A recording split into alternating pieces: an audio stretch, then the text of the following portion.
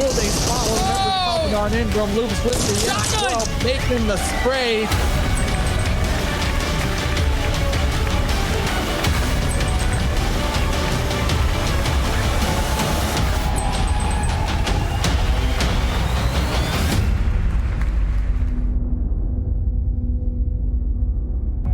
Hello, ladies and gentlemen, and welcome back, because we are now in some of the final stages here of the PMPL Americas as we figure out who is going to become our champion and who is going to be going to World League. Those top 8 teams, of course, fighting for those spots across all 20 of our teams. A warm welcome. My name's Kyle Aris, and I will be your host here for the next 3 days as we finish off the PMPL Americas. And it's going to be a good time. We've got plenty of action to come here from PUBG Mobile. Joining me to my left-hand side, as always, getting things going, I've got Seven with me, and I've got Degon ready to break down everything that's happening. Seven, it's the gentleman that thinks my new haircut looks like a mullet. Seven, have you ever seen a picture of a mullet before? It looks good. It was just the lighting earlier. Oh, yeah, I agree with Seven. I agree with Seven. Like, from the side for a little while, it looks like there was some craziness happening back there. Chat, let us know. Does his haircut from this side, when he looks at us, does it look like a mullet? Yes or no? Type it in the chat. No. You didn't think I was going to call you out, did you? You didn't think? Anyway, never mind. Degon, how are you doing, friend? Great, yeah. Yesterday was a banger of a day, and now that we've got our close battle for those top 8 spots, super excited to see what shakes down in the last 3 days. Yeah, definitely so. And our last play day was definitely a very close battle, as it did kind of play things out. It was actually a day where our very top teams didn't accrue as many points as maybe another team winning on another day. Let's take a look at the format and how things actually break down here for the PMPL Americas, as we have those 20 teams still locking horns and in a battle, in a struggle to try and get themselves up towards the top, as well as those top 8 spots across 5 groups, of course, and we'll have 4 groups playing per day. And today we're going to be missing out on Group B. Boo-hoo, they're not going to be here. They're going to be back tomorrow, and then of course tomorrow Group A will be sitting out for things. But Seven, as I kind of previously alluded to here, as Degon also said, that it's kind of been a close battle. Yes, the last pre-game day was a close battle. I think top was Loops with 67 points, which is the lowest peak we have seen throughout a day. So it was very, very close in our last play day across the lobby. Yeah, not only that, and you also had teams that are kind of towards the bottom of the leaderboard doing really good. Alpha 7 finishing with 60, I believe it was 60 points. Crim Real Betis 62 points. So those teams taking advantage of the teams at the top kind of not doing so good. And today, something that teams are probably going to be looking to take advantage of is that Loops is going to be sitting down. So they're not going to have to worry about engaging with Loops and getting killed by them. That can always be a blessing, I think, considering how far they are in terms ahead of all of the lobby as a whole. Let's take a look back and recap exactly what has gone down as well throughout our last play day, Degon. And as you previously mentioned, it was close for all of these teams to try and get themselves some points on the board.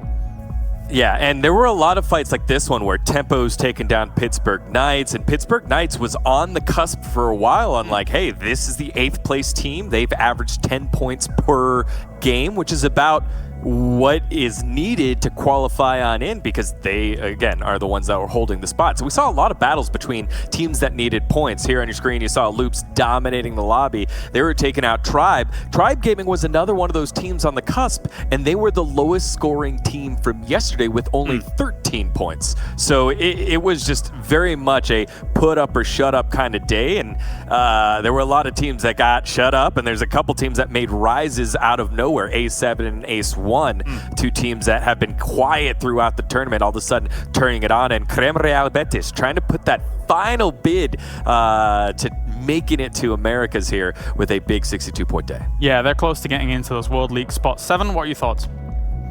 Yeah, and just talking a little bit more of what Degon was saying there, it's kind of see teams like, it's good to see teams like A7 starting to do good. It just kind of brings me back when they had that good stretch for a couple of days, and I think he just hurt them mentally. And from talking with one of the players, he kind of agreed that them not being able to go ahead and get that win hurt them huge, because they were just in such a role, taking big fights, winning those big fights, and not being able to secure the win just kind of brought them down emotionally and mentally, honestly. And right here, as we're seeing, Crim Real Betis has stepped it up though, and they needed to. That has been one team that has been middle of the pack. They've been consistent towards the top, but they never get enough kills. And guess what? the last day that we did, I believe they went ahead and averaged more than 5 kills. So that's even better for them. So looking forward to see what they're going to be able to do here, as well as PK and XQG. Yeah, we moved on to Vikendi here, and then of course we saw quite a lot of fights. The circles were a little bit more unusual towards our last play day, of course, Digon. I do fondly remember actually that circle up near in crates on Erangel, as people were trying to exploit kind of that riverbank side to get themselves a little bit of cover. But other than that, what else are you thinking? Yeah, I mean, the first game was very central, and it felt like guns were deciding it. But then as the day went on, it was like, yeah, whoever's rotating first and whoever was getting the best circle blessing ended up on top. So excited to see how new teams now coming on in, different group, as we touched on at the very beginning, the most aggressive team in Loops, more than 300 kills for Loops will be sitting out. So not only is the first place team out, it's also the most aggressive team out, and that'll allow the second most aggressive teams in the form of Tempo Storm, in the form of B4, to all of a sudden start being the bullies of the lobby. Yeah, when Loops, the Grim Reapers of the tournament, are out, maybe you can cheat death a little bit, and maybe you can find yourself a decent spot moving on forwards. We can actually take a quick view and see how things are faring for Pittsburgh Knights right now, as they are one of the teams in contention, or trying to be in contention, for those World League spots. And when you look across the board at these guys, Seven, obviously Raven and J7 are putting up big numbers, but don't forget, Carnage actually sat out, I think, a day or two, correct me if I'm wrong, Seven, and his numbers are a little skewed. Yeah, I believe he set out a day or a day and a half, if I'm not mistaken, but it's still good, like 9,000 damage. That's what they kind of need him to do, suppressive fire, and being able to go ahead and get 30 kills and 42 knocks. I think that is huge for him. Keep in mind, he has more knocks than Jagger, and Jagger has like 11 more kills than he does. So it seemed like that move by Pittsburgh Knights to go ahead and add Carnage at the beginning of the PMPL has worked wonders for them. Now, what they need to go ahead and do today, the reason why we're going to go ahead and highlight them is because they're playing that kind of gatekeeper role at the moment. They're there 7th to 8th place. Today, they need to go ahead and have an amazing day, so they can maybe just afford the next couple of days to have an off day. If something goes wrong, they'll be like, it doesn't get to them, because you don't want the pressure to go ahead and creep up on you, because that will start making you do a lot more mistakes as a team. Yeah, some of the low spots for the rankings are very close when it comes to that top 8, Digon. Yeah, and to me, it's on the back of Raven. You know, Carnage is the big name on that roster. He's a big personality, shot caller, experienced with his time over at Space Station Gaming. But Raven has definitely stepped up into this big fragger role. Once G3 stepped down, Carnage stepped into the roster, takes a lot of pressure off of him, and he's been performing. But they got to make sure they got enough left in the tank that they can continue to hold that final spot. Let's take a look at another team that is obviously challenging for those World League spots. It is XQ Gaming, who, when we looked at them at the very beginning of things, they were doing pretty darn well in that first week. There was a slight fall off, and then I think we're seeing now a bit more of a resurgence from them, Seven, to get themselves on the board here. Some big numbers coming out from people like AZ. Oh, definitely, and I think it's something to go ahead and keep in mind. I'm going to give you some average numbers here. So in the first week, they averaged about 56 points per game. In the second week, they went ahead and averaged 61 points per game. So this is the kind of team that can definitely go ahead and be up there, maybe in top 3. The thing is, when I was having conversations with C-Fan, he was telling me that patience is key for them. I want to go ahead and see them kind of play out that more a little bit. We've seen them being able to go ahead and third-party people. We've seen them being able to go ahead and be aggressive. But I want to see more of that patience he's talking about and when they're going to use it. That's something I'm actually going to be looking at here going into the first Erangel. And of course, when you look at Easy's numbers there as well, he has also been kind of shifting around. Starlight sometimes a bit in. So again, that's kind of why we see those numbers a little bit more skewed compared to the other members on the roster. Let's take a look now at the full lineup of the rosters here that are going to be playing not only today, but the teams that are going to be sitting out as well. Starting off with Group A, of course, B4, Cloud9, Tribe Gaming, Mazexis. And the thing that stands out to me, Digon, here is Cloud9 had a banger over 2.5 days when it came to their performances, and then it slipped a little bit, but I mean, that's to take nothing away from them, because that 2.5 days was insane. Yeah, and we're saying, yeah, they slipped off over the last couple of days, or over yesterday. They still scored 55 points, and they were the 6th highest point getter of the day. So it's not like, you know, all of a sudden they forgot how to shoot, their guns are gone. We saw a couple of clinical ways to approach teams from Bayo and the boys. So I think they'll be fine. They're still gathering the points, and they got themselves in a pretty safe spot up in the top 4, I believe. Yeah, definitely doing very well for themselves. That resurgence was amazing. Here's Group B. We will not be watching these teams to play today. So currently our tournament leaders, Loops, is not playing. Then we have Omen Elite, Creme Real Betis, and Team Solid. We can move on from this group, of course, as you know, they're not playing, so that's fine. Let's look at XQ Gaming, Team Queso, Lazarus, and Charme. And so far, 7, we're seeing XQ and Team Queso, in my mind, doing pretty well for themselves. Lazarus is one team that I would like to see pushing up a little bit more. They've got guys like Lolo on their squad that are, we've seen them clutch out, but they're kind of down towards the bottom of the pack right now. Yeah, they are, and it's just silly mistakes from them. I remember, I believe it was in Sandhawk when Russell, he thought that he could go ahead and jump on the rock and just slid off. That was heartbreaking. That was so heartbreaking. Shout out to Sute because I saw him memeing him on Twitter. But one of the teams that I actually want to go ahead and talk about is Team Queso. They're currently in 8th place. They have been very inconsistent and inconsistent at times. I want to go ahead and see more out of them. They're not looking like the team that I'm used to seeing in global finals. They need to go ahead and bring that back. Even though Axel has been having an amazing tournament, I feel like his teammates need to go ahead and build him up even more and work together as a team. That's fair. Let's move on to Group D as well. 2 more groups to actually show you here before we wrap things up. And we do have Wildcard, Tremkareta Furacao, Ace 1, and Grunto. Digon, what do you make of it? Tremkareta Furacao and Wildcard are the 2 teams you're looking at here because it feels like Tremkareta Furacao are on the ascendancy and Wildcard is one of those teams currently safe at 6th place but are starting to slide a little bit. Slicky and Acer have been leading this team, but you feel like it should be Spring the one stepping up a little bit more on this roster. They do have a solid 5-man with Beach Banana also in the rotation, but again, it's really like, you know, when you go into a day and you're like, hey, we didn't execute the way that we wanted to. We're only getting like 33 points. We're getting less than half the lobby in terms of points. We're starting to slip a little bit. It's really telling if a team's able to stop that slide and start putting up at least a 50-point day, making sure you get at least 10 per game that you play. That's right. Don't want to fall down that slicky slide. You've got to put a spring in your step, mate. That's, you know, that was... that was good. It was not bad, right? It was not bad. That was decent. We got Group E on the way here to finish things off. It's going to be Tempo Storm, Pittsburgh Knights, Alpha 7, and Cull 2. 7, talk to me. All right, obviously, Pittsburgh Knights needs to go ahead and have a great day. Tempo Storm, last day that we had, they actually went ahead and stepped it up. I think they ended up getting 66 points. But one thing that I was actually impressed with them is that they finally started having matches with high kills. And that's something that they kind of feed off that. Another team, Alpha 7, that's one team that can kind of play spoiler for some of the teams that might be sitting out in regards to Omen Elite and Creme Real Betis.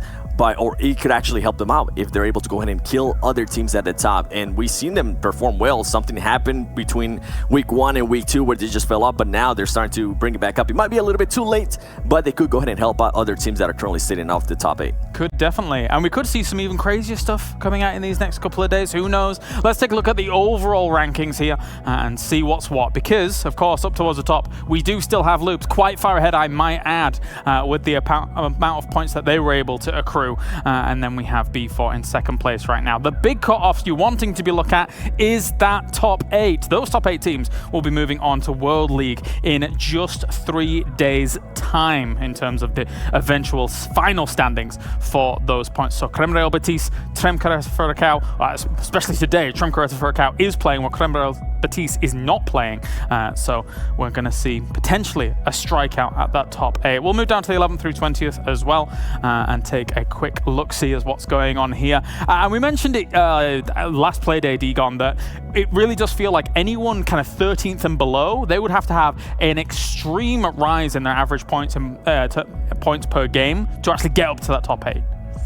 Yes, but the one thing that Alpha 7 has over a lot of these other teams, including Creme Real Betis, is they only have 50 matches played. So that matches played column super important as we close in. 15 games left total, but how many do you have left to play? It's not that many for a lot of those teams, but Alpha 7 at 13th place has a ton of games, has 10 games left, as well as Tremkareta Furacao currently sitting in 10th. They also have 10 games to play compared to teams that only have 5 games to play. So it's up to them to continue to optimize their points.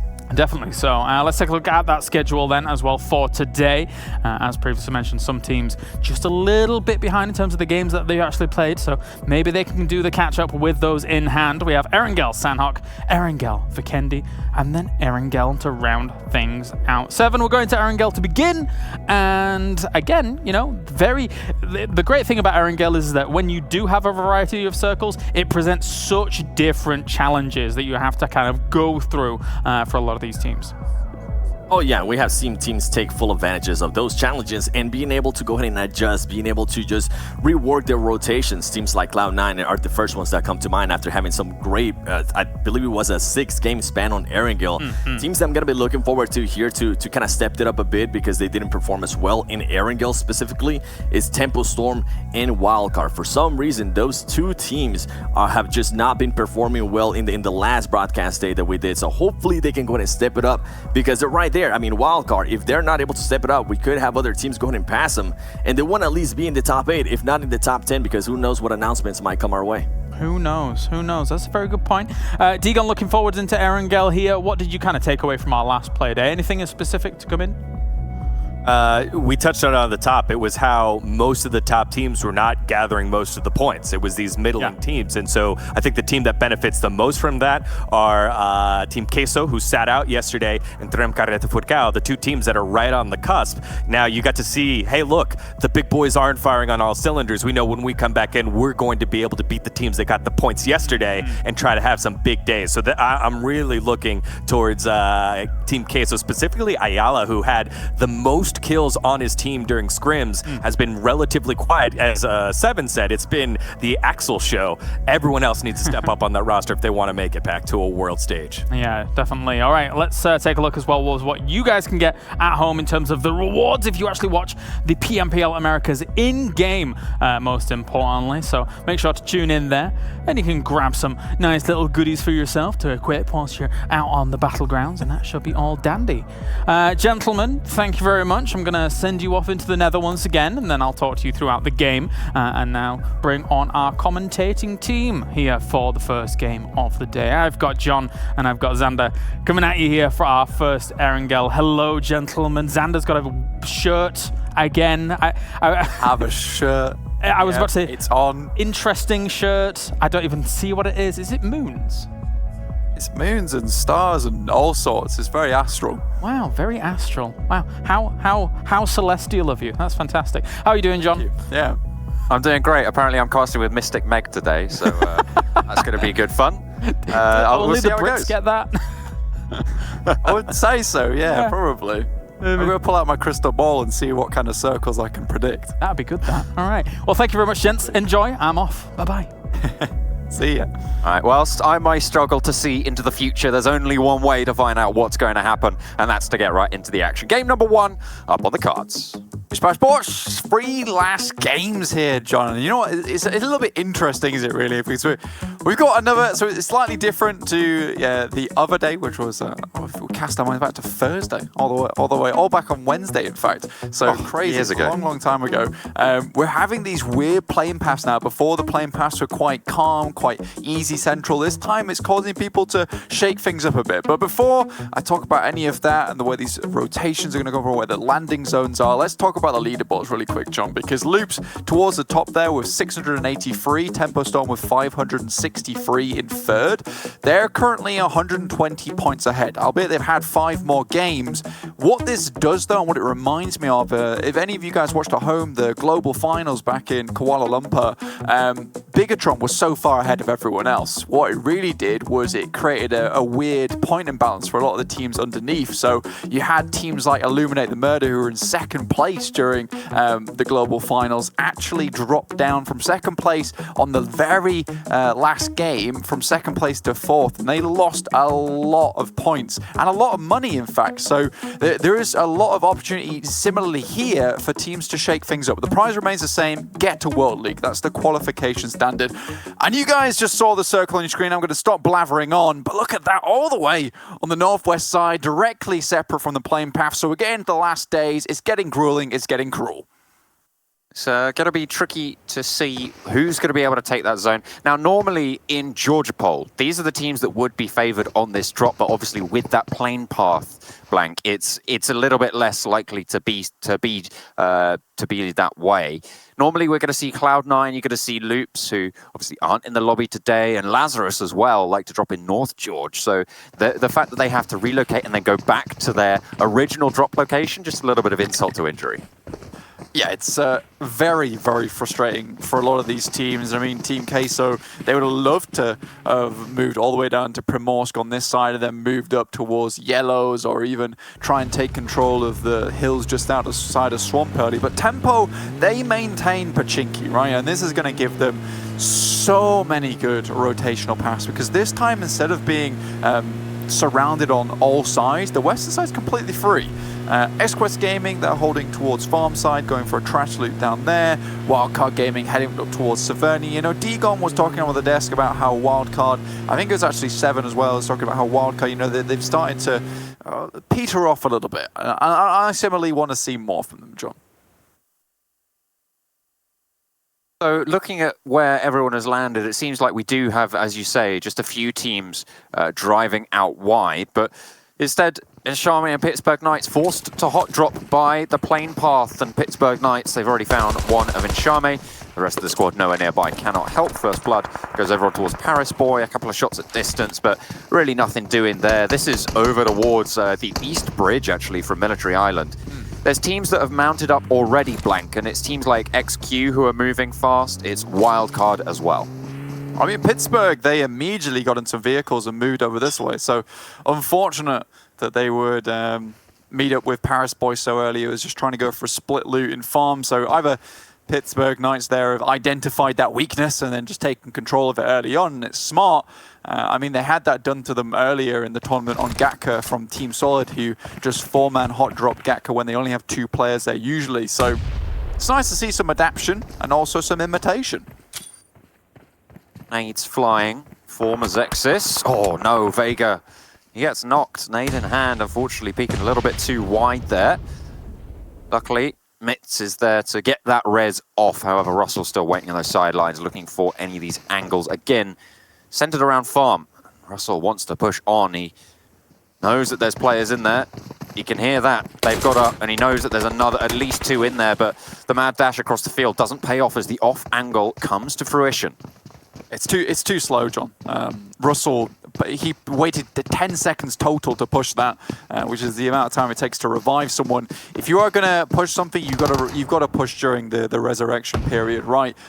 You can't really wait around and then decide to push afterwards, because it gives time for players like Darius to get into position with the crossfire, and it gives time for the other two players to get into cover after they've actually hit that revive animation through. The Pittsburgh Knights, on the other hand, they're on a warpath here. They've moved back towards their original location, towards Gatka and the southern sides of the field. X-Quest Gaming, however, they're on their way up towards Everest, which we know is where Pittsburgh's Knights were able to get that chicken dinner on Wednesday from really good rotations that side, but X-Quest Gaming looking to control that one early this time. Actually splitting up, getting a fresh UAZ as well. X-Quest Gaming, I'm pretty happy with their loadout right now, Blank. It seems like they've got most of what they want, even a couple of meds. You can see Shivan, he's plenty happy, although only a level 1 helmet for now. I'm sure he'll be able to bolster that one later. Tempo Storm leaving Pachinki now and heading out a little bit to the west. And Lazarus have made their way all the way to North George. This is teams just slowly mounting up, and one team that we know does not mount up immediately. They like to really get the saddle on the horse, make sure everything is in place, get the saddlebags on too before they move anywhere. Is B4. They're in Nova right now. They're looting up as much as possible. You can see Pedro here, he's got M4. You imagine he's got a lot of ammo on board. You see even Maxon's got level 2s across the board. Nice bit of loot. A lot of utils in terms of painkillers and those stims available to them. Tribe, though, they were on Rozok. They had a decent rotational path, and they're looking like they're just going to hold on the bridge side and wait for anyone to pass. They've got Seagut on the cross and some nicely hidden vehicles. There's plenty of teams who are actually headed north of the river on this rotation. In fact, probably around 4 or 5 just holding on that northern shore, and that can be a risk, Blank. it can be a risk for sure, and really you're banking on the circle coming to you, aren't you, John? I mean, it's also a risk for one team in particular, which is Wildcard, who would love to take some of these positions, but they have not moved as quickly as you might expect because it took them quite a while to get up towards Saverni side. And a lot of teams have already taken position, but there's Mazexis getting caught out on the rotation by Tribe, perfectly set up there with the Caltrops. They're able to shut them down before it even started there. No push onto that compound. Tribe get themselves a point, and Myzexus have to divert, figure out where else they want to go. They're very near to Alpha 7. You can see Team Queso as well off in the distance as Wildcard encroach from the northern side. So they're really caught in a real difficult spot here. But Wildcard, I think they know that Alpha 7 are nearby to try and take this fight. It's a proper nice spot that they've got going for themselves here, John. I mean, it's kind of, it's not, I wouldn't say impenetrable, but anywhere you approach this place, it's uphill. It's an uphill battle. Wildcard understand that, like, well, there's no point taking our chances here. There's probably quite a few other teams looking to take that location. And if we drop on, if we try and crash and we start to lose the fight, we don't immediately win, you know there's going to be a third party. And it's going to be ruthless. Call 2, quite close to a couple of the players from Tremcareta Furacao. They always will find out about it. The UAS trying to send him to safety. I have no idea how he managed to get away with that blank. Always just careens himself down the hill. Does do a little tumble, but nonetheless is relatively safe for now and actually gets away with it. Goodness me. Kind of just sauntered on past, didn't he? He was like, do you guys have health insurance? They're like, no. And he was like, oh, I'm okay. Cool. I see where I'm not wanted. I will leave. Goodbye. Do you have double glazing? Double glazing? Get out! Get out of our shacks! Goodness me. To be fair, none of these shacks have double glazing, you can tell. And now Trem, Careta, Furacao actually stuck in a bit of an awkward situation because they're going to be behind Kultu, and Kultu's going to have info on them and also be able to gatekeep them because there's not many places you can actually rotate into the circle. The real team they're going to have to worry about is Wildcard, right? And there's the next circle. Heads towards that river split once again. So these circles are not making it easy for these teams, and I'm really happy to see it. I mean, coming to the last 3 days, these 3 days are extremely important. This is where teams start to pick up the pace, try and cement their position on the leaderboard. I think even if we saw from one of the teams today, from the top 5, hit 100-pointer, that would send themselves towards the top and almost guarantee, if not guarantee, their position within that top 8 that goes to World League. Would be certainly a big impact for them. Pittsburgh Knights spot out Cloud9. Cloud9, one of those top teams you were talking about there, Blank. I mean, they were speaking about how on the desk they fell off a little bit, but their 2.5-day run was really solid, to say the least. But with a team like Pittsburgh Knights, you have to be careful when they're nearby. These guys, they were a little bit lackluster towards the beginning stages of the tournament, but they have really picked up the pace, Blank.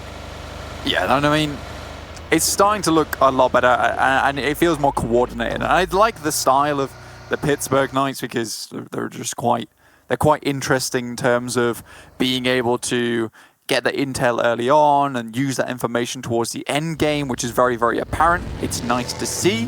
But one thing that I'd like to... Oh dear, never mind. Acer just gets shut straight down. No way he's getting away with that one. Enigma might just be able to slip through the cracks as he rides on strong with the buggy. The rest of Wildcard are waiting around in the wings to look for these shots through the windows, hoping that someone's going to thirst out on Acer, but Seagot's just across the way. He can take a shot, but I don't know if he wants to necessarily. Perhaps he's waiting for these pushes. You can see Spring crawling around just over the ridgeline, so maintaining secrecy could be a huge asset. Smoke goes down just to secure the path out. A little bit of a skid there from Spring, but they will just leave their teammate slowing it down slightly. Finally gets some cover, but damn, I think Spring maybe got a wheel chopped out there. Yeah, he wasn't going quite so fast and did get shut down a little bit. Unfortunately for Wildcard, they couldn't quite make the off-angle work. The spray didn't quite connect, but Spring does go down nonetheless. You've got Slicky and Enigma standing for Wildcard. Acer did get confirmed. Slicky, though, he wants to go on a rescue mission here. He's dropping the smokes over to Spring.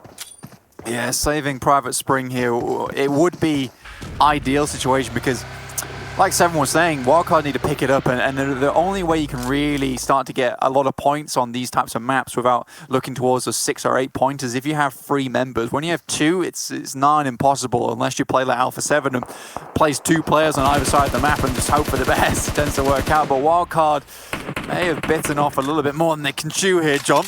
As Tribe just continue, and I mean, once Tribe finds one knock, they're not likely to slow down, are they? Tribe do have to be worried about the other side of the river, though. I mean, you've got Sam completely out in the open, and Seagut's pretty laid bare. If someone looks over their way, if Lazarus, who are holding the compound over there, or Ace1, who could push up towards the hills, they might have the backstab, but no one's really playing aggressive here, so Tribe really getting paid out for that one. The next circle closing in, and Tribe, it looks like they want to reposition here. Sam actually going really wide. This is bold. They haven't scouted this location. Okay, there's a shift and a half. Goodness me. Yeah. And now this is when Sam probably thinks to himself, if I'm Sam, I'm thinking, you know what? It's not worth it to take this off angle because XQuest Gaming, the Pittsburgh Knights, Team Queso, Cloud9 are all going to want to make this rotational path over the bridge and into the circle itself. If we continue playing split like this just to try and find 1 kill onto a knocked player, we should just let Wildcard go at this point, return to the group, and then try and play for picks on teams moving their way across the bridge because they already have a fairly solid position within the circle. They don't really want to compromise that. B4 have mounted up. They are into the next circle already. Tremcareta, Furacao, and Tempo Storm very close to one another. Ooh, this is an important fight. Yeah, a couple of shots being thrown either way, but Tempo Storm managed to find a ridgeline, and so do Tremcareta, Furacao. They pitch their battle, but they're not into this next zone blank. You can see it's just off to the north. Nades are starting to fly, and it looks like both teams might actually want to take this fight. If I'm Trem, I'm feeling very worried about this. They're currently at 484 points. Team Queso, who are in 8th, are currently on 500. Trem, Caretta, Furacao, they've got 10 more games to play, so they still have a lot of time ahead of them to actually make it into that top 8. But I think with those amount of games, you have to make sure that every single map counts. Getting to what Seven said on the desk, getting that 10-point average per game is really, really crucial. So they've got to be careful here because if they want to stand a chance at making it to World League, there's a lot on the line for them. They don't have the comfortable position of Loops, who are currently on 683 with no hope of dethroning them, but they've got to really play it safe. Before, they did lose a player on the push, but they find a compound on the edge of Sunken City. And Charme tried to crash in and will successfully make it, albeit at the expense of a lot of health there, but behind cover they find themselves and they'll have the garage building. I do hate this circle as a player. Yeah. As an analyst, the circle's crazy cool. A lot can happen here, but if you're some of the teams stuck towards Sunken City, it's very hard to leave because obviously the water slows you down, but the Team Queso try and take some shots onto Pittsburgh Knights who just move on past them. Wildcard currently hold 2 players, 3 players. They did manage to get Spring back up, in fact, on the middle island, and currently with it being so central, there's a high chance of them getting the next circle here. So it's really, really important they hold down this position, and very smart, in fact, because they only have 2 avenues of approach, and teams are going to be kind of afraid to move across, so they have a lot more protection than you might first think at a glance. Alpha 7 on the northern side. The next circle will close. It's pretty cruel here. The middle island is very, very tricksome and problematic for a lot of these teams' rotation paths. Wildcard do own it, and the circle shift. Oh my goodness me. Everyone on the north is going to have to fight through Wildcard. Yeah, and I mean, this is a disgusting circle. There's a potential that just towards Rozhok's side, you can actually cross on the smallest part of the river, but that's like a last thing resort. Kultu made the correct decision, immediately go over the bridge, just get onto the side of Rozhok. Ace1 currently hold down one of the best compounds within this circle, which is the gas station, because there's walls all around it and really, really good sight lines. And if you're battling up from the bridge side or you're coming onto the water, you have to fight uphill towards them. In Xiaomi Gaming, they take a knock onto Trem Caretta Furacao, so they're feeling the rough of it already. But yeah, this circle is disgusting. Goodness me, Grunto taking a couple of shots as well. Trem Caretta Furacao really taking a lot of punishment here. Q does get felled, and Everybody trying to push now, moving on towards that island. Cloud9 trying across the bridge, but Slicky's there, he gets run down. Uneven, swings out to the left, and he's able to get the kill there. Slicky is low. There's Cloud9 lose a player on the bridge, on the push. Enigma still on the northern shore, trying to hold it down, but they really need to try and get Slicky back up. They have control of the southern side of this island, but Cloud9 have other ideas. Dear me. Pyra, last one remaining.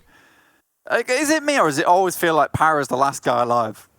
I don't know if he's like the luckiest squad member that I've ever seen. He just always lived. At least there was a little bit of retribution for Uneven. If you've been following us throughout the entire PMPL, you will know that at the beginning of the tournament, Uneven had a weird thing for vehicles. It was like he was very much magnetized, and the metal from the UAZs and the buggies were just drawn to him. Fairly unfortunate. But currently we've got XQS Gaming on our screen. Oh. And Grunts. Oh, and that's Trem, I believe. Team Queso rolling straight. Oh no, hang on a minute. He's managed to get the knockdown as well. Seems like we're playing Road Wars today. Grunto trying to hold it down versus Team Queso, but there's a third party coming into the fray as well. Team Queso. Oh no, it's the off angle from Axel. He's able to save the rest of his team sixless. Very solo sixless again. Very solo sixless once again here. Pedro with a dirty little headshot onto Dudu with the M24 there, so he's down. And our Team Queso, they've got 2 members, but XQuest Gaming moving their way up. Sifan, that was very, very close here. Oh, and HCL just goes through and over. There's so much road rage going on today, John. Absolutely, it's Fury Road. We'll see how long these teams are able to survive. Marco going down. Axel, last player for Team Queso. Out in the middle of a field. I think he's been spotted out. Yeah, there's the damage. That's going to be it. Tempo actually getting that elimination. And Tempo, Blank, is a team that I want to highlight here. Their rotation is spectacularly interesting. The circle shifted out to the west. They moved, obviously, out of Pachinki. But then as soon as that northeastern shift came on, they know because this lobby plays so central, moving out to the east will play to their benefit, and they're reaping those rewards now. Yeah, there's no one behind them. They haven't had to take too many fights other than that one versus Trem Carreta for the Cal, but obviously they didn't want to fight anyway, so they just left that one. But now they've got a nice bit of hillside to play along. The ridge side's great. Rain does go down, but they'll get him back up again. The issue you have to worry about is the fact that they've been spotted. And wow, next circle coming on screen very shortly. I wonder where this one goes. Going to be pretty central on the zone, but towards the river. It's gross. The bridge and some of the island is still in it. An Ace-1 in prime position. Indeed. Ace-1 still holding down that beautiful little fort. And it's going to be excellent going forward. If Ace-1 can hold on to this, you know what? We might actually see an Ace-1 chicken dinner. I can't wait. I would honestly love that. I think that, you know, it's in the closing moments of this tournament. We're very close to the end now, and they still haven't managed to get a chicken dinner in all of the games that they've played. I'm pulling for them. I'm really rooting for them. I'm rooting for them. Look, we're the Ace-1 cheerleaders from the casting booth, which is my bedroom. I'm joking, guys. I'm in a really, really cool office. I promise.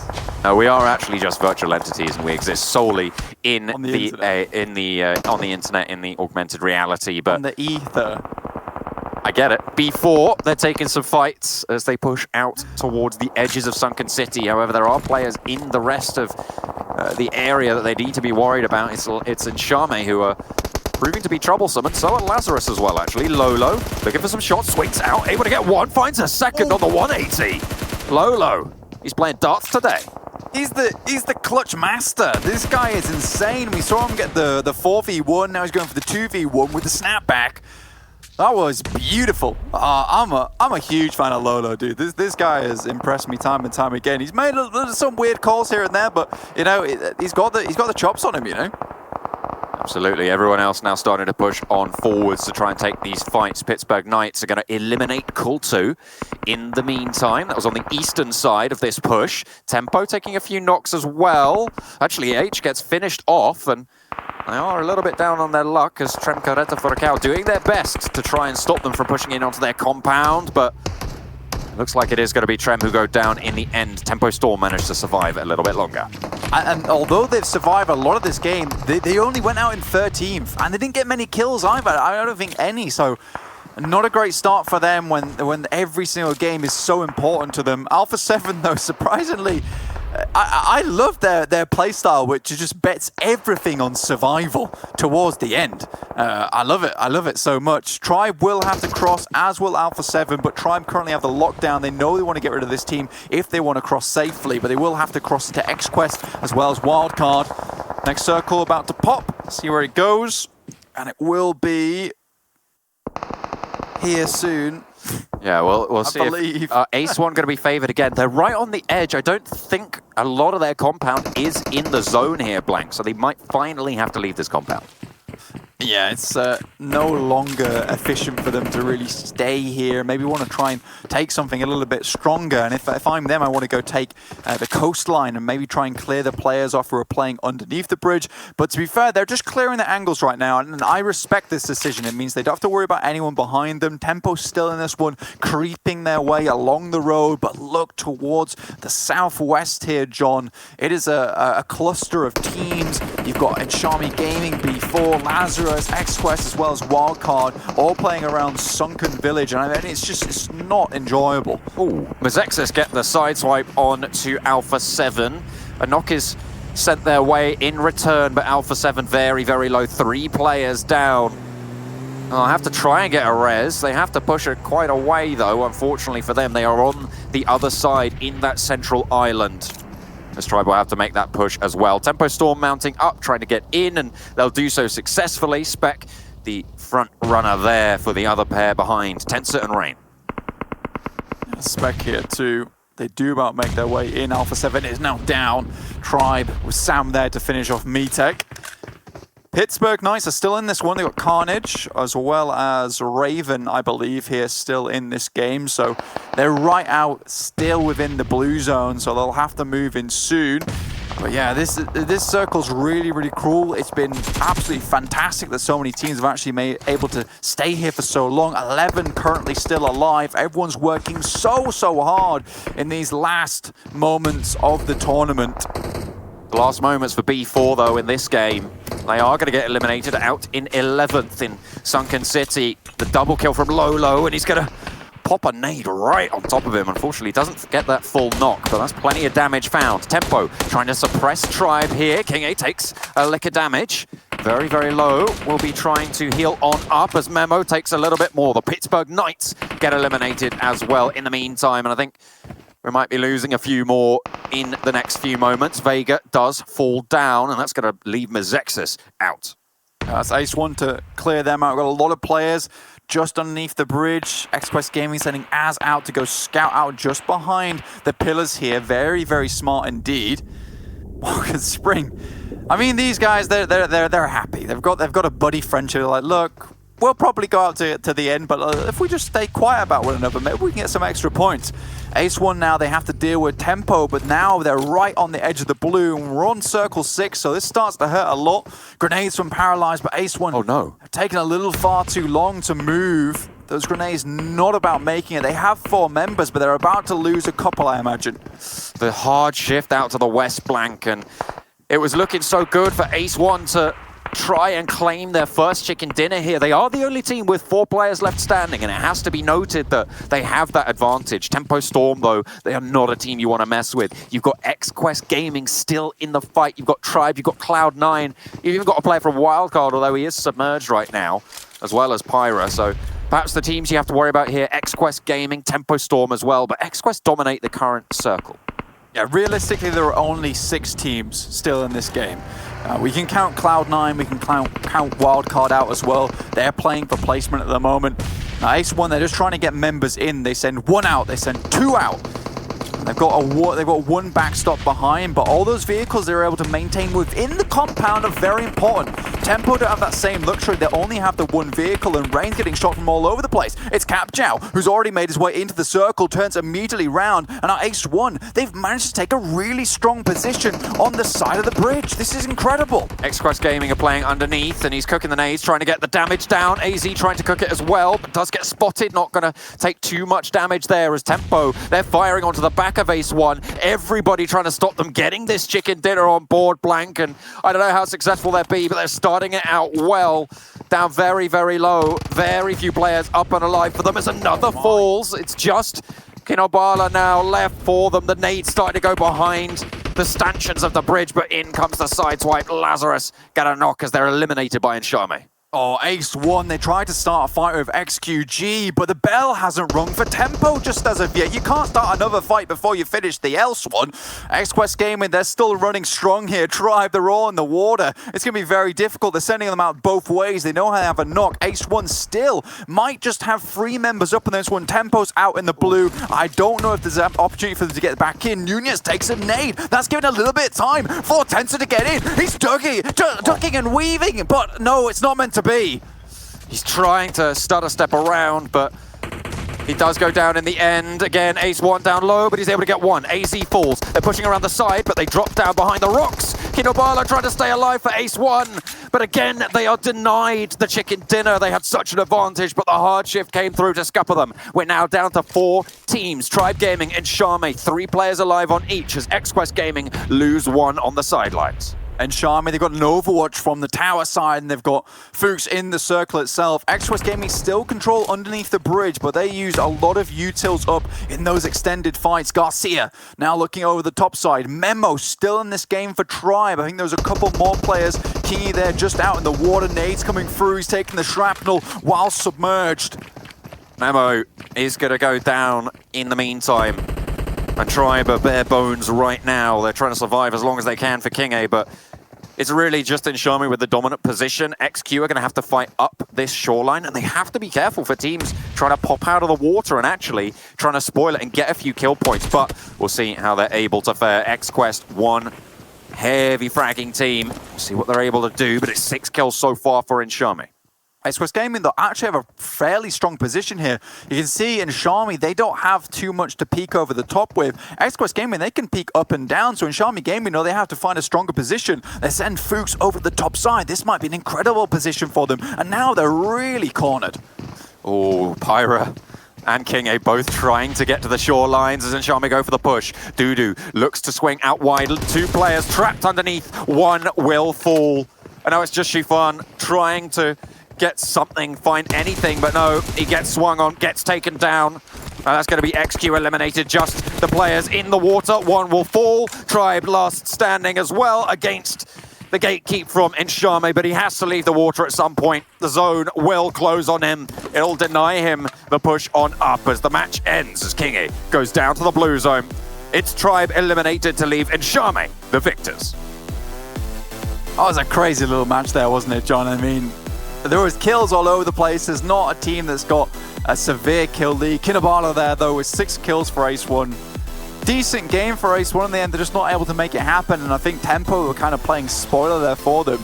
There was a moment when I thought, you know what, I even mucked up my words a bit there because I couldn't believe that Tensor was living for so long.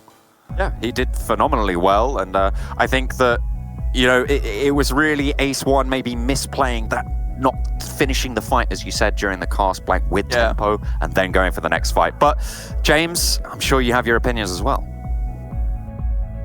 Do indeed. So many. Boys, I was rooting for Ace 1. I saw the center ups. I just saw the center ups. I kept seeing them, and I kept saying, it's their game, and it wasn't to be their game. Damn it. But Enshame gets the win, which is all good as well, and actually quite an exciting final circle in terms of the terrain that people had to work with. Xander there. It's not common that you see these kind of bridge endings. No, I've seen about once or twice before, and every single time that they're brutal to watch because there's just not much places you can go. And I mean, it's not a bad result for Kingy as well as Pyra. I mean, those are the 2 solos in the water for the entire game. And I mentioned during the cast, I think Pyra's probably either one of the most resilient players or one of the luckiest players. Like, he's got someone looking out for him up in the sky because he lives to the end every single time. I feel like he's always the last member for C9. All right, well, thank you very much, gents. Xander, go to moonlighting as a tarot card reader, and we'll get you back after this, as of course we have Seven and Degon joining us here for this Erangel breakdown, and it was an interesting game, Degon. That was just, I was surprised that we got towards the bridge ending. You can back me up. I was rooting for the Ace 1 win, but that was not to be. You were You were very biased. You're like, this is it.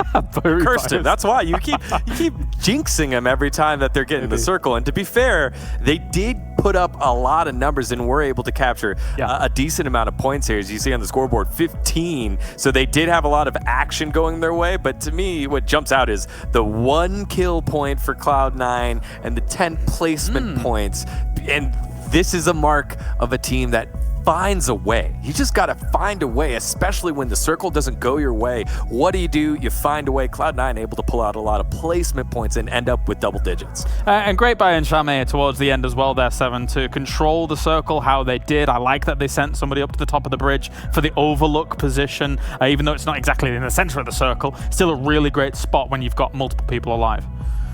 Yeah, I think it's something they needed to go ahead and do just to get that extra angle and have the upper advantage on whoever decided to go ahead and come out of the river. And just to kind of mention a little bit more what Digon was saying, it was a great match for C9 with what they were working with. I'm pretty sure Pyra right now is looking like an old man. He was in the water for so long. And not only that, just the way C9 was able to go ahead and adapt, that's what really impressed me in this match. We saw them dropping in Milta. This is the first time that I think I've seen them drop Milta. And they did that because Omeli is not playing here today. So it's great to see this kind of teams just adjust and try different strategies here towards the end of the tournament, going into hopefully World League. I love seeing it, and I wish I would see that from other teams. Yeah, I mean, I've said it multiple times here through the PMPL Americas, but it does feel like, especially if you're going into a world situation, adaptation might be the most important quality when it comes to trying to go up against them. Let's take a look at the team stats coming in for Enshame and see how much damage that they did here throughout their win. And we have 1,666 damage coming in for them with the 9 kills they were able to accrue. So, Digon, when you look at Enshame here, for me, Enshame it's not the most exciting team on the leaderboards right now. They're kind of middle packing it, not really doing too much. But when they get a win, it's solid, it's strong, and they had full control of the end of that circle. Right, and I think a way to compare it is what we saw from Cool2 BG yesterday on Sandhawk. 5 kills in a chicken dinner. That's not what Enjame just did. Enjame went forward, took fights. Dudu led the lobby with 5 kills in that last game, and you'll see their damage chart is pretty crazy. So they're proactive in their wins. The issue is that when they go up against some of the bigger teams and lose, they immediately crumble, and that's what's happened most of the season for them, unfortunately. Let's take a look at the Mountain Dew game fuel moments, and let's see what Dudu can do. Use that for a hashtag as we get things going here. We're over at Cube Compound here and looking at how things are all going. And a lot of teams really did navigate towards what I would consider decent spots pretty early on in this game 7. It just gets a little difficult towards those 4th, 5th, 6th circles when there is not that really much cover around this bridge area apart from where Ace was. Yeah, and it comes down to where are you going to be able to hide? That's why you saw players like Fire just jump into the water and stay there throughout pretty much until the end of the match.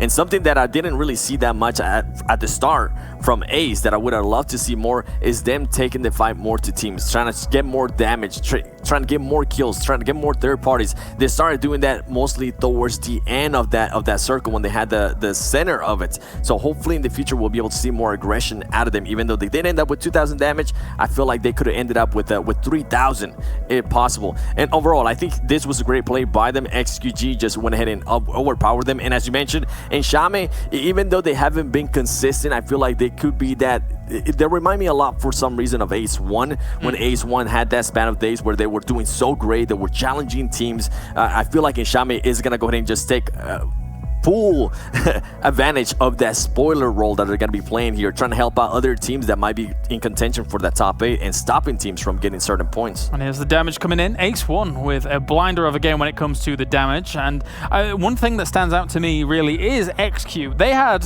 what I would consider to be, in that finishing moment, a really good position underneath the bridge. It's one of the only places which really affords you some decent cover there, Digon. And they got a few kills for their troubles.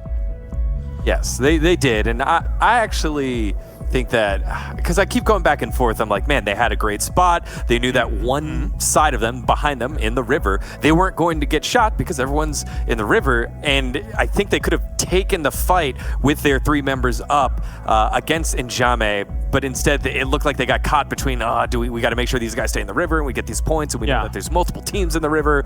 It felt like once that happened, because they rotated to the other side of the bridge to clear out Ace, but then rotated back under the bridge rather than going over the bridge, taking the fight against Mezexis, and then holding everyone in the river. So I think possibly even a bigger game there for XQG, but either way, good points, nice position. It ended up that just, the zone didn't work their way and they got caught now. Even though you had a nice cover, you were shooting uphill against Njame. 7?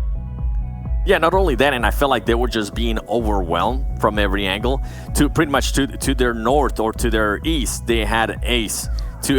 On the river, they had Cloud9, a player from Cloud9 and Tribe, and on top of them, they have Njame as well. So I think it might have been just a bit overwhelming for them. So hopefully we can, they can focus on something next time, because as Digon was mentioning, they could have go ahead and just push up Njame and take that spot from them. Yeah, maybe they kind of looked a bit like scared badgers in their burrow. It was, not really wanting to come out, just kind of holding those little angles, but not moving. And that's XQ is one of the teams that is most aggressive in some of these final kind of circles when we've seen them in the past. But here's the overall rankings that we have available to us here. You can see B4 is now trying to close that gap with a few more games that they're going to be playing today. But once that is done, Loops obviously will be back tomorrow, and B4 will be kind of sitting out, as it were. XQ in 5th place right now with 550 points.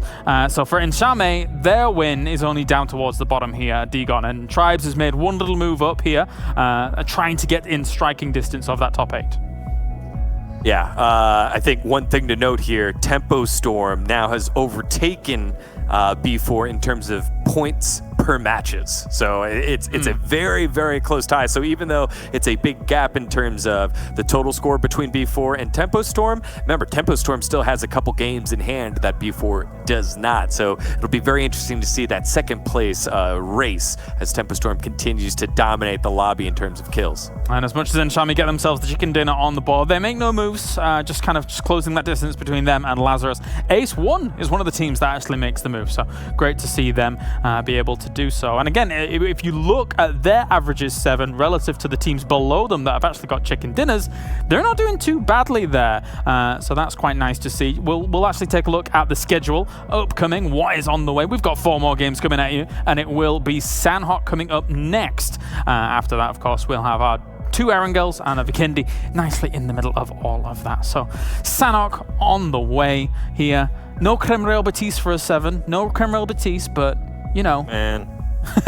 What's your favorite place in Sanhok? No, right don't you dare. Happening on the screen. Well, I just wanted to say I tried to speak the battle in boot camp back into existence. Tried. Loops and Tribe. I tried really hard to make it happen. It did not happen. Now it won't happen today because Loops isn't here. But when they're back, I'll definitely try to speak it back into existence. We'll see if Tribe decides to drop into boot camp. I appreciate that. Thank you, Digon. But I mean, as you mentioned though, because Loops is not here, maybe Tribe does go back to boot camp and try and loot that up. However, we've seen other teams on the fringes of boot camp 7 that have been, quietly making their own little room here and there. Maybe Team Queso's one that maybe kind of goes down a little bit from those warehouses. What do you think? And I'm glad you mentioned that, because before, when Tribe actually used to go ahead and land on boot camp, Tribe would go ahead and try to take control of those warehouses where Team Queso kind of goes to now. So could we maybe see some engagement if Tribe hasn't been paying too close attention on who's landing on boot camp? And anything could happen here. What we probably end up seeing is just Team Queso taking over boot camp. Maybe. Yeah. We'll take a look at the registration that you guys can get involved in at home. And as 7 called you all out last broadcast, if you are a Grandmaster esports player, then you in the chat, yes, I'm looking at you, can register to play against some of the best teams in the world and probably lose. But you should sign up anyway and participate and prove that you can maybe stack up against some of the best. What do you think, 7? Did I do you proud? Was that?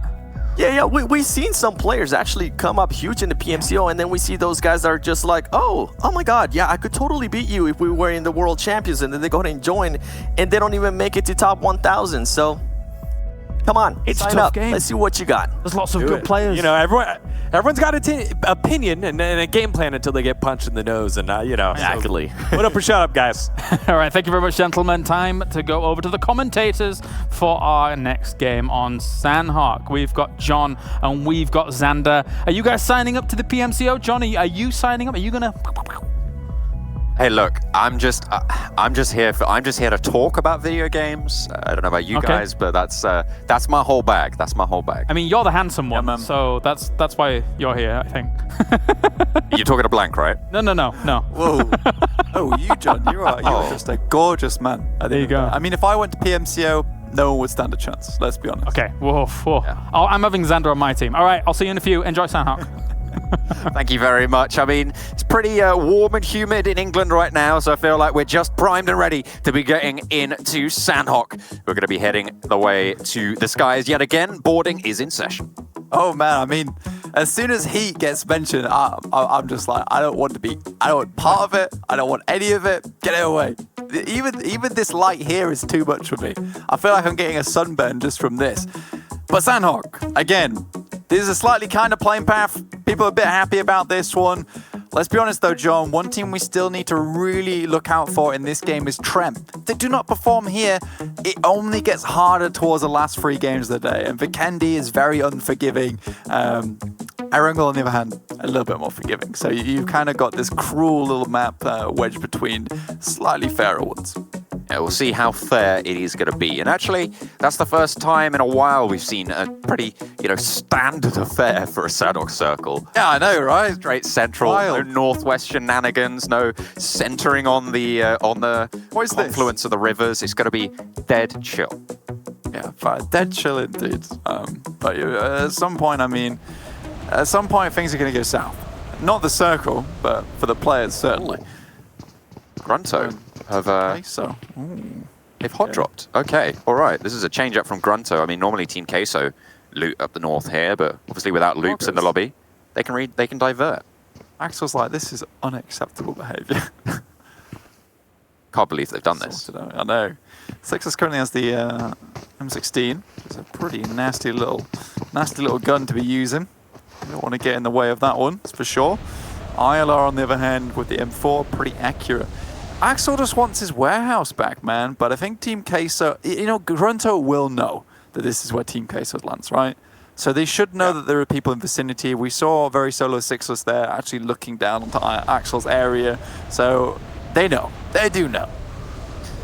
I have to say, and this is personal You're opinion. hearing wind, by the way. Sorry?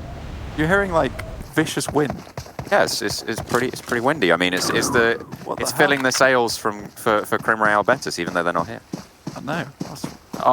It's the wind that isn't being blocked, right? I know, right? It's the wind that just isn't billowing in the sails, like you say. But no, man, this is a weird fight. This one, on the other hand, much more straightforward. It's Tribe on a tear. Oh, never mind, Mystic. Hey, there we go. Sixless does go down, but Tribe, they have found a player caught up in the shed. There's Memo, goes for the push. It's one barrel from the shot, will find it. He does get a knock, but he's flushed out. Alpha 7 can't quite stand up to that one. Team Queso taking a heavy fight. It is going to go both ways between these two squads with Grunto and Queso. Sana wants to finish on the Mystic, will be able to get the Vector spray down, but he's pinned now. Both sides covered. Sana, last player standing for the squad. The rest of them going down, but Team Queso very, very healthy. AKM not quite able to land the shots. Axel does fall as well, and now Marco's up to bat, but he slips down the cliff. Oh dear, Sana wants to push it down, and for somehow he's managed to stay alive into the fight. I was worried he was going to jump off there, but no, he's going to be all right. You know what's more incredible about that, John? The guy's using a Vector with a 6x. Now, I know that's very doable, but at this point in the game, you don't have all the attachments required to make this thing deadly accurate with a 6x on board. So, all right, what a genius gamer. Isla's still alive. Marco's desperately swimming over, but Q, he's out for vengeance. Absolutely, he's going hell for leather. I think he's just trying to scout with obviously already a low HP bar. He just wants to find something, but obviously he doesn't have any meds, doesn't have many meds. They wouldn't have looted very fast. I can't help feeling that he just ran a point down to Team Queso there, but Yeah. maybe there was a strategy behind it. Unfortunately, it was a really bad one. was interesting. And now he's like, Sana, 6x Vector, let's go again. There it is. I mean, fair enough. The guy's a madman with this thing. Jeez, okay, fair enough. Everybody on Grunto has their specialist weapon, right? For Sixless, it's the VSS. For Sana, it's the 6x Vector. And this is incredible to watch. This is like the coolest thing ever. Sana's really making a case for the 6x Vector here. Marco pops up from behind the rock, will go 1-for-1 on the trade, but Sana still has the Vector. How many? Goodness me, Excel can't quite land the shots with the AKM. He got taken down by this last time, but the reload has to come through. He has to switch instead. And he's finally shut down. As soon as he left, he swapped away from the Vector. He swapped away. That must be what it was. He had no bullets. That thing eats them up like there's no tomorrow. But that was, I like the way Axel shot at the dead body. He was like, this damn 6x Vector causing us such pain. Is he going to pick it up? Dude, I really hope he was like, but maybe it feels like the devil's weapon, you know, you don't want anything to do with it. But now Lazarus are coming and 2K, so an awful time. This is not good. The golden violin on the corpse, not going to be picked up this time around, but Lazarus, they spot some bodies. They know there's a firefight here. They've pinned Team Queso on this coastline. They can run this one down. I mean, they've got everything they need. A little bit of damage was sent onto Lolo earlier, but now they can start to fling those nades in. They've already found Axel, who is just going to go straight out at Team Queso. They are having a real bad day right now. I feel, you know, like, I'm going to wait for this fight to conclude because we could see some madness here from Marco. It's not to be, sadly, but look, let's put it this way. I pity Team Queso. Grunto, I'm like, to being realistic, they are currently in 16th, right? You don't think they're making it to top 10. What they did there is ruin a perfectly good game for Team Queso in the case that they may be able to further cement the position because they're on a wobbly table right now and when it comes to the scoreboard. Blank, I know one guy who's going to be pretty happy about this. Right, it's Seven. Because every time we get to the end of a tournament that I've been working with Seven, he's always like, I want to see those guys who don't really have a chance of laddering up go and try and throw a spanner in the works to some of the top teams. Well, it's just evil. I mean, that Vector is evil. It is vindictive, but I can see why Seven might enjoy it. That was pretty entertaining. Yeah, well, do you know what was more incredible about that fight? I think Sana knocked Team Queso a total of like 8 times on a 4-man team. Like, goodness me, that's so unacceptable behavior. Yeah, he had to get. I applaud them for it, but it was evil. Okay, very evil. If Sixless had had a VSS, I'm telling you, but it would be completely different. It would have been different. Yeah, that would have been acceptable. Fair enough. But there's still plenty of teams left in the lobby who still do have a chance, and all of them with 4 players. Only 8 players dropped, and that's both of the teams that are out. That's Grunto and Team Queso. Tempo Storm have moved out east from Painan, and again, very central. This cluster of squads is starting to try and take encampments around a quarry. Aye, that they are. I hit you with an eye. That was weird. I saw they are. I saw they are. E-Bagel. E-Bagel, lad. Yeah, I mean, that's the northerner and me coming back out to play for a little bit. But yeah, Ace 1 currently on the right-hand side of the quarry. It's kind of simple here for most teams. I mean, Quarry's not going to cause too much of a traffic jam purely because there's so much of the circle towards the Kawi. I think if we see a heavy western shift, then teams are going to start to feel the pain of Quarry itself. But if we get something much more central or towards the eastern side, it's going to be absolutely fine. So, I mean, the two out of the 3 options here for the circle is okay. Tribe have moved down to the southeast side of Quarry. If it shifts up north, they might struggle a little bit. We know how many teams there are around this area, but there's one team who will not struggle to go north, and that's Wildcard. Everywhere. They just love the north. What can they say? You know, it's their hometown. Yeah, they're true to the north. That is where they belong. It's where they will always belong. They just move south. I mean, they only have to follow one direction, right? It's not hard to get lost. I think I respect that decision. Which player is Harry Styles though? One Direction. Of One Direction. I would say I'll give that to Acer, dude. You know. Okay, Acer's Harry Styles. He's got those vibes, you know. Then who's Zayn? I don't know, man. Because I see all the players in their jerseys, and I associate Zayn with a very particular kind of style. So I'd have to see the players in like their casual getup. That's understandable. That's fair enough. I'm going to stop that one there because I don't know the rest of the members of One Direction. So There's that blonde one, but we don't really care about him. yeah, I don't know their names. So we'll be moving on from that. AUG in the crate, not terrible. Someone might want to pick that one up. It's all right. Oh, not the great. I think it kicks a little bit, which is the issue. Unlike the Groza, which is just deadly.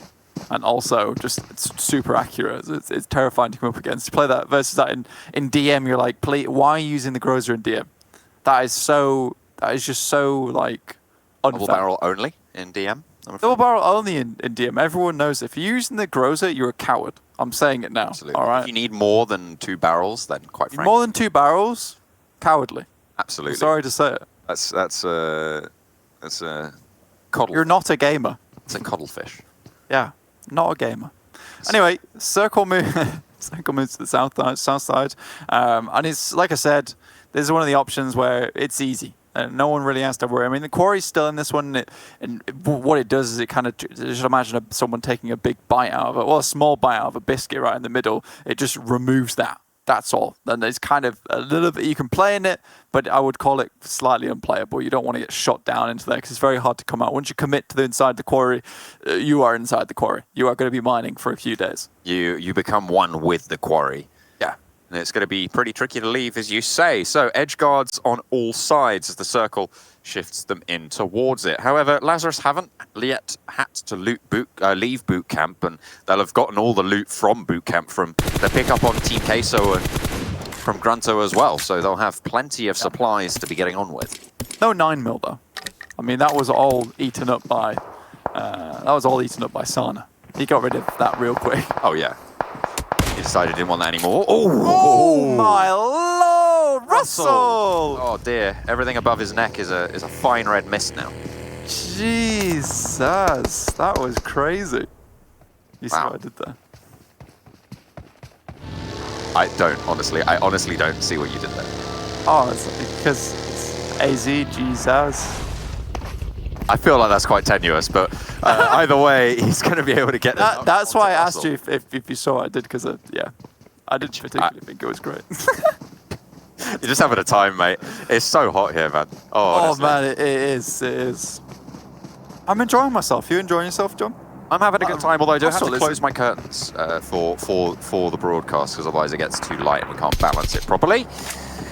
As Russell takes a tumble, he's not going to have much balance himself. He just slides off the roof, defeated. I mean, that shot from Az, like you get hit by that shot, you go, yeah, fair play. I die. Like, well played to you. Well played to you, man. Those, you know. That was a mad shot. You do just hit those sometimes. I think the main failing there for Lazarus was the fact that he was out there solo and he took an extended spray fight. Dude, he was looking up to the hill, bro. Looking up the hill, trying to get a little bit of intel. Did not expect to see one bullet like fly across the map in slow motion and slam him in the forehead. You know? Yeah. But there was no one there to back him up in case he did get spotted from an off angle. He's playing on a roof, right? I guess so. Oh dear. Darius gets caught out on a rotation. Ran. Playing Pride Rock right now. We'll be able... Sorry, Rain, not Ran. That's a different team. We'll be playing spoiler to Mazexis' rotation. Mitz hunkering down behind a rock as suppressing fire is sent on their way with the QBZ. Spins out wide and will confirm it onto Darius, but nades are starting to fly now from Mazexis blank. And it is a fantastic... Oh, dear me. It's the old reverse card. That's the old Uno right there.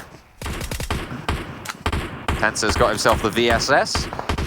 Will be popping off a couple of silent shots, but I don't think that's really going to be make too much of an impact when you've got someone just burning off ammunition right above your head. Don't peek. Don't peek. No one's running here. Don't peek. We promise. We are shooting. There we go. There you go. He's going for the stutter peaks, and Mitz is pretty out in the open here. I don't think they're going to be able to get back to that spot, and that's going to lead them down to 2 players. We'll have to see if he is able to get back up. But Pittsburgh Knights, they have had one of their players knocked on the sidelines. That will be picked up, that will be healed up as well. But Tribe have other ideas. J7 holds close, they spot out Memo behind the tree. And he is going to go down, but not before he takes down Raven. J7 has to fall back behind cover. Wants to go for the reload, get the smokes out, and try and send them back up the hill towards Tribe. Sam, very, very, very low there. You can see just a sliver of HP, but Memo's crawling his way on back to the rest of his compadres. Yeah, Sam pegs it. I mean, you get out there as fast as possible, right? Now, King is going to come back in, try and go for that save, but Pittsburgh Knights, they know the strategy. They're imitating Tribe. You get a knock, you press the advantage up this hill. You want to try and get as much ground as possible, right? Especially when you're playing uphill versus a team like this. But they are now backing off. They allow the res to come through. And I think at this point, if I am Pittsburgh Knights, I'm just looking to leave or go elsewhere. This feels like an extended fight that you really shouldn't be taking at this point. Pittsburgh Knights, though, they are just over the hill. They are holding... oh, goodness me. They're holding down the hillside and trying to watch for Tribe to leave here, because they know they can guard this one out. There are 4 players on both of these squads, however, so it will be a full-pitched fight. Unfortunately, the blue will push them out of most of this compound cover. Yeah, just this fight feels forced, though, at this point. If the Knights haven't finished it by now, then it's not going to finish by the time the blue starts to hit on you. And now both teams are suffering the consequences, and both teams are within the shot at making it into that top 8, right, and staying there. Right now, they're kind of scuppering both people's chances. It's a game of averages in the end, but if you're both going for that same spot and you're both going for the same spot in the game as well, it's not going to be super easy. And there's a similar story happening right now between Tempo Storm and B4, who are just a little bit further ahead on the western side of the quarry, pushing into this next zone. They're very, very close to each other, but Tribe are going to pull the trigger on the fight. But Pittsburgh Knights, they run it down. Seagut cooking the nade, has pulled the pin, crawling forwards, wants to lob it over the top. Memo has gone down in the meantime, but J7 gets the flank found as Sam pushes up. This guy is an absolute unit. He has backup for the rest of his team as well. Seagut swings out wide, looks for another, and Pittsburgh Knights, they're taken down. Yeah, I don't understand the play from the Knights there. They seem to press.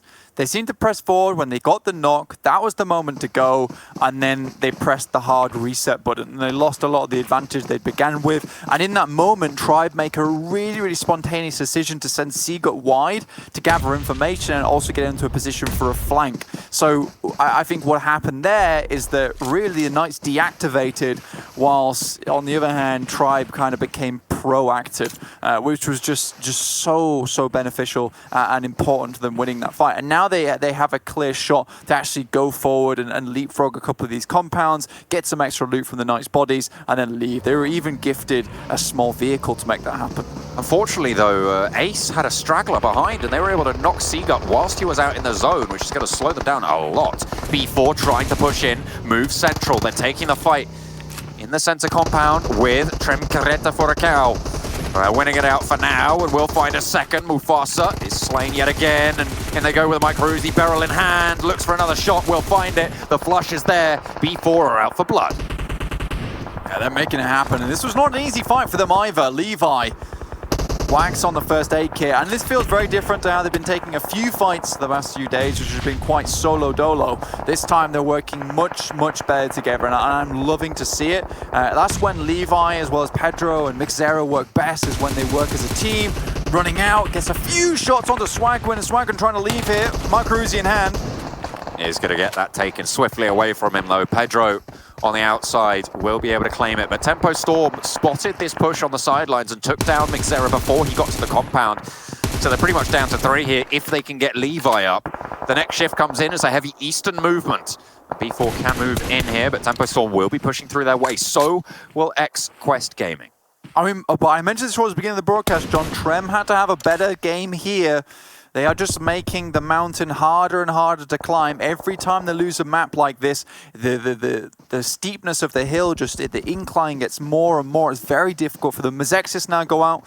B4 They have to move into the circle. Currently, Kultu are the only ones with a compound. Wildcard can move down to like basically some shacks, house areas, and they've tried to make it way in, but they've run directly into Tempo Storm. Alpha 7 very close by to Tempo. Will have heard this fight, so they should get the drop on them. I don't think Alpha 7 are at full force. I'm just double checking on that. Looks like they are going to go very low, and they're not going to put up much resistance. However, H does get knocked. This is going to put a spanner in the works. Do they try and invest time at getting him back up, or do they just want to push for this compound? Because at the moment they're being shot at by Ace1, who are holding down the sidelines. Nails the shot there. Beautiful stuff. Tensor able to take them down, but it's the spoiler from B4. Tensor is in the zone. So is Rain. Sorry, they're not in the zone, but they're ahead of the blue for now. XQuest Gaming as well. They're making the same rotation, and Tempo Storm, they're being harried from all sides, but so is everybody else. B4 are cleaning this one up. Yeah, this is just, it's like the janitor has arrived now, and I mean, B4, they've got the broom out and they are making it work for its money. The rest of the teams are just flying down. I mean, we're down to 8 teams almost immediately. We had a few left in the lobby towards the top 10 side, down to 7 now. B4 though, 6. Look, you can't, 6, you can't just take a shot at them and expect it to go unanswered. They will turn and they will give you a long answer indeed. The rush out from Quarry, playing spoiler to pretty much everybody who wanted to make that push, but Ace1, they're still in it with all 4 players alive. So are Cloud9, and they're on opposite sides of the circle right now. But Cloud9 have a thorn in their side in the form of Irish. You can see he's out in the blue. He wants to make his way in, doesn't have any meds, so needs to do it fast and tries to drop the nade over, but I don't think there's anything doing here. He only has bandages, and he's going to run for the zone, maybe try and get a couple of kill points, but just goes out. Yeah, so now we're down to 5. Cloud9 though, although quiet last game because they went out very, very quickly, they made it to 2nd, so Cloud9 could have a nice stonker of a day here indeed, but it's Kultu who have had some success here on Sandhawk before, shooting onto Wildcard. Wildcard just cannot get a grip in these games at the moment. The footholds are just not landing, and now Cloud9, they're taking a long split, a long line. It's uneven. Who takes a quick knock though. Ooh, okay. Ace1 are starting to ramp up the pressure though. Look at them. They've got 8 kills already, all 4 alive. B4 is down to 3. This could be it, Blank. I mean, they have their work cut out for them. There's plenty of heavy fraggers in the lobby as they do take a knock from B4. That's exactly what I'm talking about. Kultu, though, just over the top of the rock, and they're trying to zone them away from this as 4 teams remain. Wildcard are eliminated. This has felt like an insanely fast-paced game. Not what happened towards the beginning, but all of these rotations crossed as everyone was funneled up into this circle right in the middle. Most players decided it would be best to stay on the south side, and then everyone's just slowly met up with one another. B4 still trying to get back into this one. Ace1 with 4. They're towards the end. They're starting to pick up some momentum. They had a good-ish game last map, and now they're trying to seal the deal. Ace1 want to eliminate Kultu on the sideline, but they don't know he's there. Looks like he could be completely unannounced here, but is consumed by the blue. Will have to move, knows exactly where Paralyze is. Pops the first aid, wants to try and heal this one out, and look at this, Ace1 completely unaware of his presence. Pops another first aid. The question is, can he get up in time to get a frag? Because he has a very, very limited window here, and with the pressure on the blue zone, I think he's just going to go for the heal off. Only has 1 first aid, probably looking to pop up after this one. Will go up, but the footsteps will be heard. Ace, they need to spin it around. They need to try and push in. Oh, they're just able to save it, and Ace1 stay in it for now. Kinabalu with 6 kills last game makes it happen, but it's Beowulf flying up towards Ace1, Pyra 2. They lost 1 player and uneven, and Ace1, they're cowering within the smoke at the moment, but B4, they've got a beautiful lineup. They look like it's a military team here. 3 players in each surviving squad. Smokes being laid down in between them. Ace1 have the higher ground. They do have the ground cover there, so they can use that to their advantage. The question is, how well are they going to be able to deal with the flanks from these squads? Look at this, like V formation from both B4 as well as Cloud9. Ace1 currently have the high ground, but they're the closest to being consumed by the blue as it starts to move. Ada just throwing nades over the top towards B4. They have a bead on where they are. They have a bead on where Ace1. But B4 slowly moving their way up to Ace1. They could consume them here.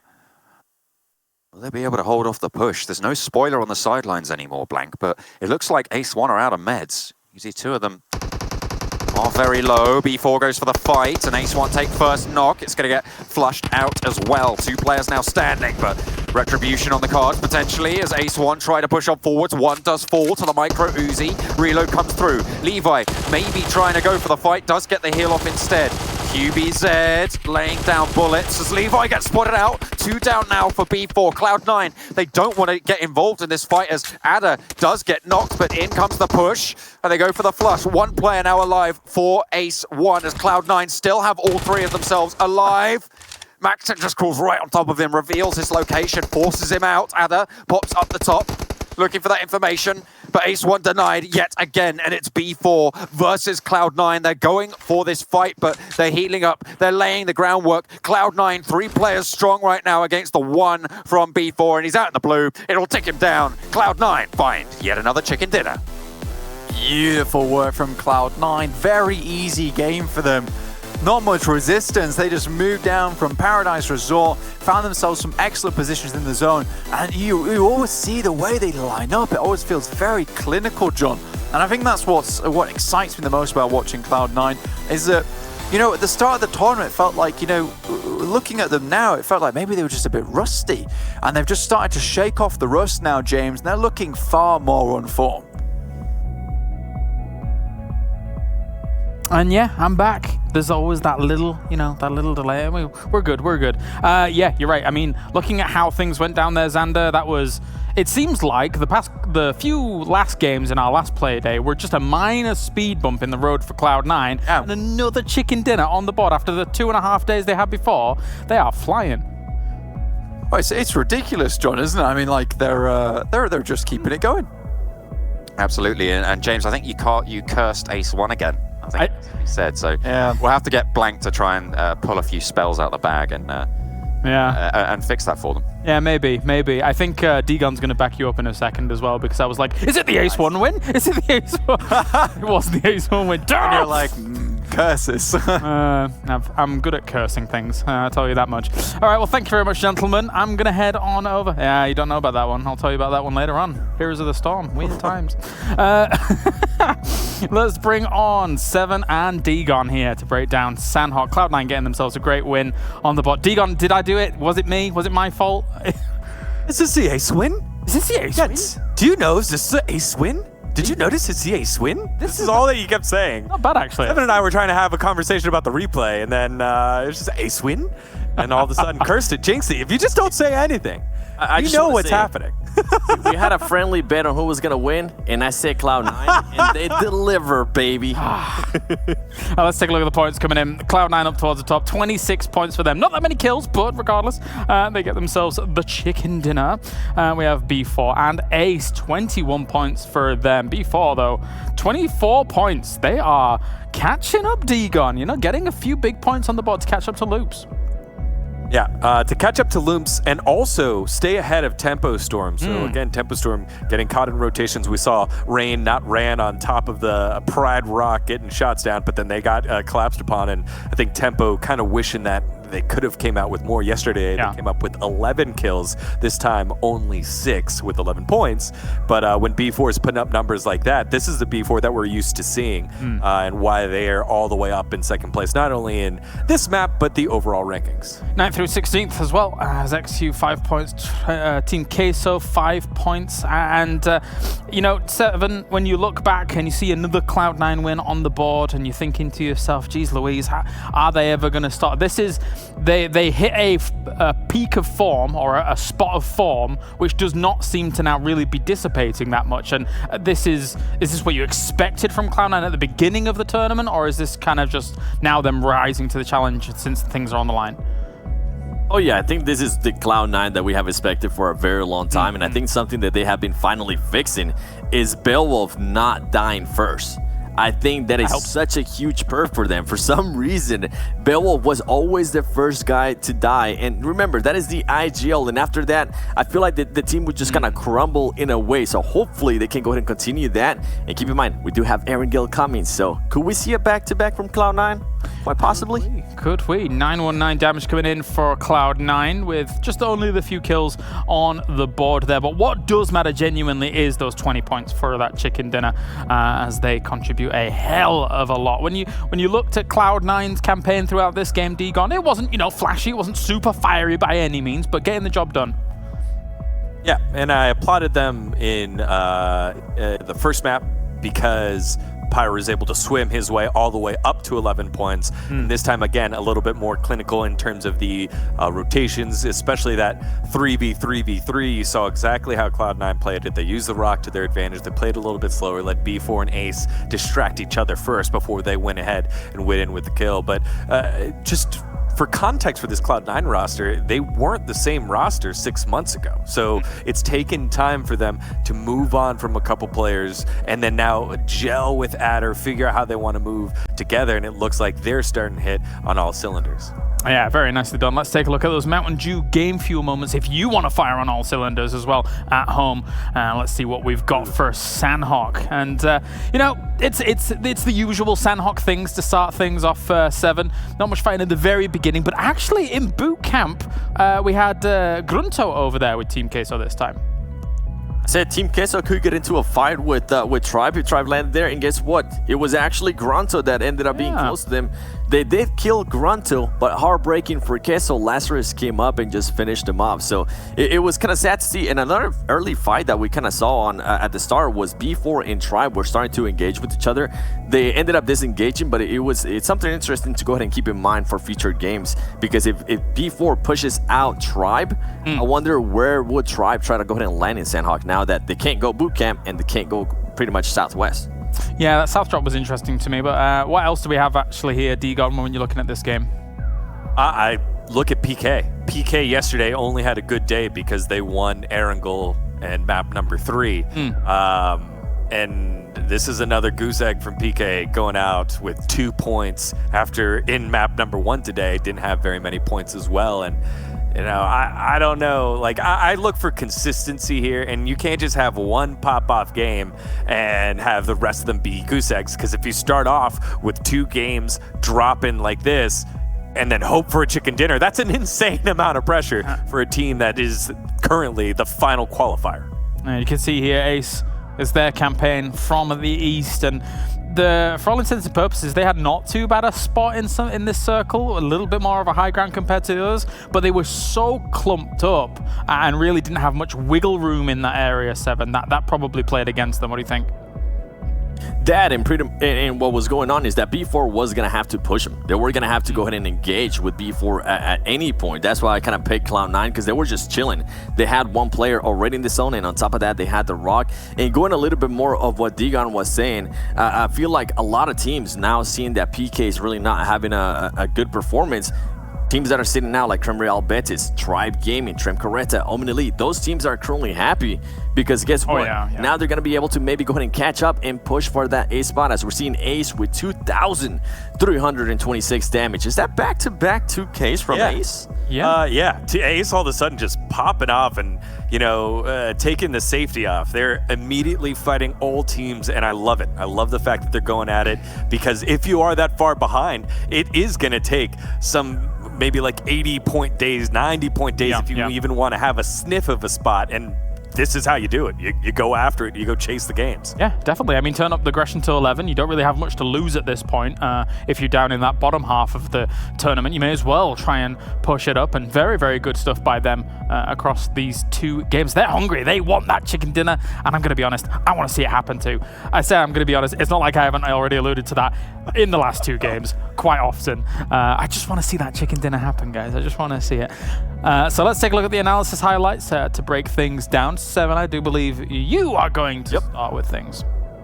I'll be taking this one, and it's going to be Tribe against PK. This was an important fight here. 2 teams that are trying to qualify that are pretty much currently close to that 8 spot. And the reason why I wanted to go ahead and show Sigut's perspective here at the start, even though he was able to go ahead and get that final kill, is because how long Sigut took to kind of stand up after his teammates got into an engagement with Tribe. I know Sigut was cooking the grenade, but I would have loved to see him, as soon as Sam starts shooting there and he gets up to that tree, I would like Sigut to go ahead and get up and give him some support, because right now all the pretty much what was going on there is PK was just focusing on him, and they would have knocked him. It would have ended in a 2v1. Luckily for him, he was able to stand up and get that knock on the other players. But I just want to see a little bit more, pretty much more teamwork from them. Zika needs to go ahead and stand up a little bit sooner. Hey, no, I mean, the stand up at the end, though, he then started jumping for the jumping shots. That's some tricky business, to say the least. But anyway, let's take a look at the overall rankings. Loop's still at the top. They're not playing today. With B4 catching up, but Loops will then have games in hand. The big pack that we're looking at, Degon, as you previously mentioned, is Tempo Storm through Team K, so only having played 52 matches each. Yeah, and this is what I'm worried about for PK and for Team K. So they know what Creme Real Betis did yesterday. They made a huge jump in terms of their points yesterday. And now is the time with these teams that have 52 points to try and extend that lead. And they really have done nothing. They've done basically nothing here to extend that lead against Creme. They do have a couple games left. Tribe also at 57 games, so they need to try and get as many points as they can. They're doing a solid job taking these fights. They haven't won every fight, but they need to get that ace factor to them and make sure they continue to score as many points as they can. Another team that is struggling on 52 games today is Trem Carreta Furcao. Last game, only 1 point. Thank you for logging in. We appreciate you. Here's your 1 point. If they want to get themselves in, and I think they would be an interesting team to make it to World League because they are an aggressive team. They are a coin flip team. They have to start taking those challenges and winning those challenges. Let's take a look at the schedule coming up then, as we have 3 more games coming at you here for today. And it's the good old Erangel into Vikendi into Erangel. We've already seen Enchantment Gaming get themselves the first Erangel on the board, but who is going to take the second of the day? If Seven's to be questioned, he's thinking maybe a Cloud9 back-to-back. You sticking with those guns? Listen, it would have to be either a Cloud9 win, or if Tribe even wants to get a chance at qualifying, being completely honest, I feel like they need to go ahead and get a win and start momentum back up. Because right now they're averaging 8.8 points pretty much per game. Yeah. And that is awful. That is really, really bad in comparison to the other teams that are surrounding him for that A spot. And those teams have played less games than Tribe Gaming. Yeah. So I feel like if Tribe even wants to have a chance, they need to go ahead and get a win. Now is the time to get up. Let us see that Tribe that we saw in the first couple of days that had some amazing gameplay, some amazing wins, and backed it up with a bunch of kills. I feel like it's now or never, to be completely honest with them. You're saying relative to the teams around them. You were theorizing that it needs to be, it may have been you or may have been John, that 10 points average per game is kind of where you want to be aiming for that 8th and top spot. Is that correct? Or it was John. Give credit where credit's due. It was John. He said it first. He said that teams need to go ahead and average at least 600 points if they want to make it to the to World League. So 10 points per game. And actually, I think we have quite a few teams already now at kind of that 600 point mark here, Degon. So there's a few that were, I mean, Loops is clearly there. B4 is clearly there. But beyond that, there's a few that are now claiming themselves that spot moving forwards potentially.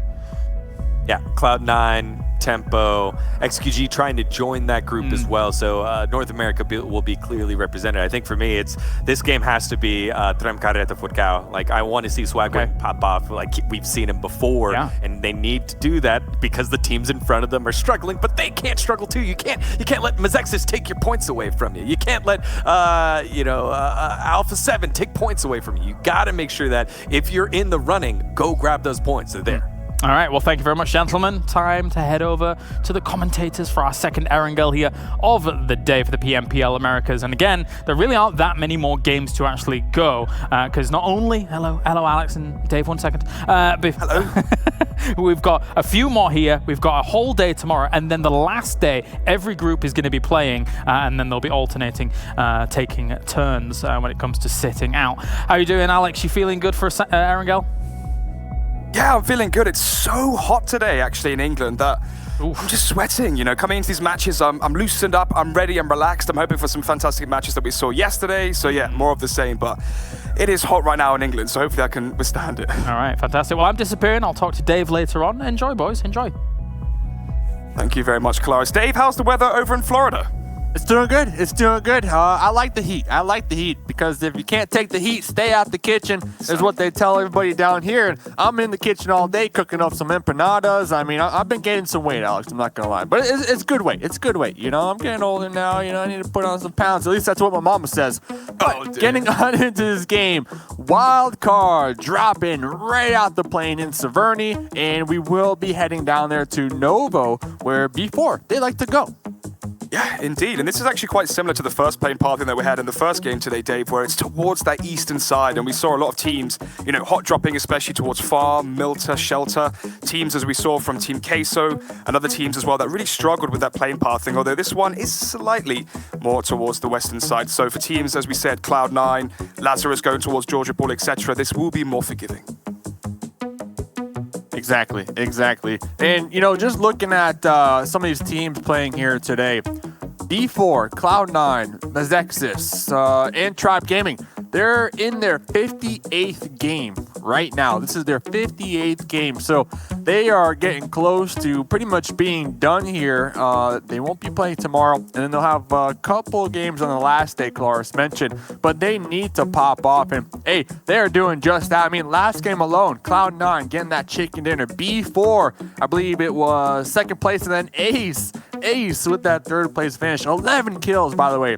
2 games in a row, Ace has broken that 2K damage. Today is the day Ace get that chicken dinner finally. I feel it, Alex. Hey, you're nearly right with the Cloud9 prediction. You know, you predicted third when I think they were 8th or something. They had one miraculous win, and then suddenly they were 5th, and then they were 4th, and, you know, now they're rising up the ranks, but obviously Tempo Storm have more games to catch up on Cloud9, so we should be seeing a slight shift there from 3rd to 4th, but either way, both teams can be very happy with their current positioning, especially, as you said, there's only, well, what now? 13 more games in total, regardless if you're going to be a team sitting out tomorrow. And we look at teams like Tribe, like Omen, that have the 55 or 58 games played, and then you juxtapose that to teams like Team Queso, Tempo Storm are above them, and that discrepancy between 8th and below is really starting to get quite dire. Yeah, it's starting to slide, you know, a little slip and slide action here. And, you know, I'm happy for Tribe as well. You know, they're in their 58th game. They're 1 point behind 500 total points. And they're right there on the cusp, you know, 9th place overall. They're going to be right behind Team Queso.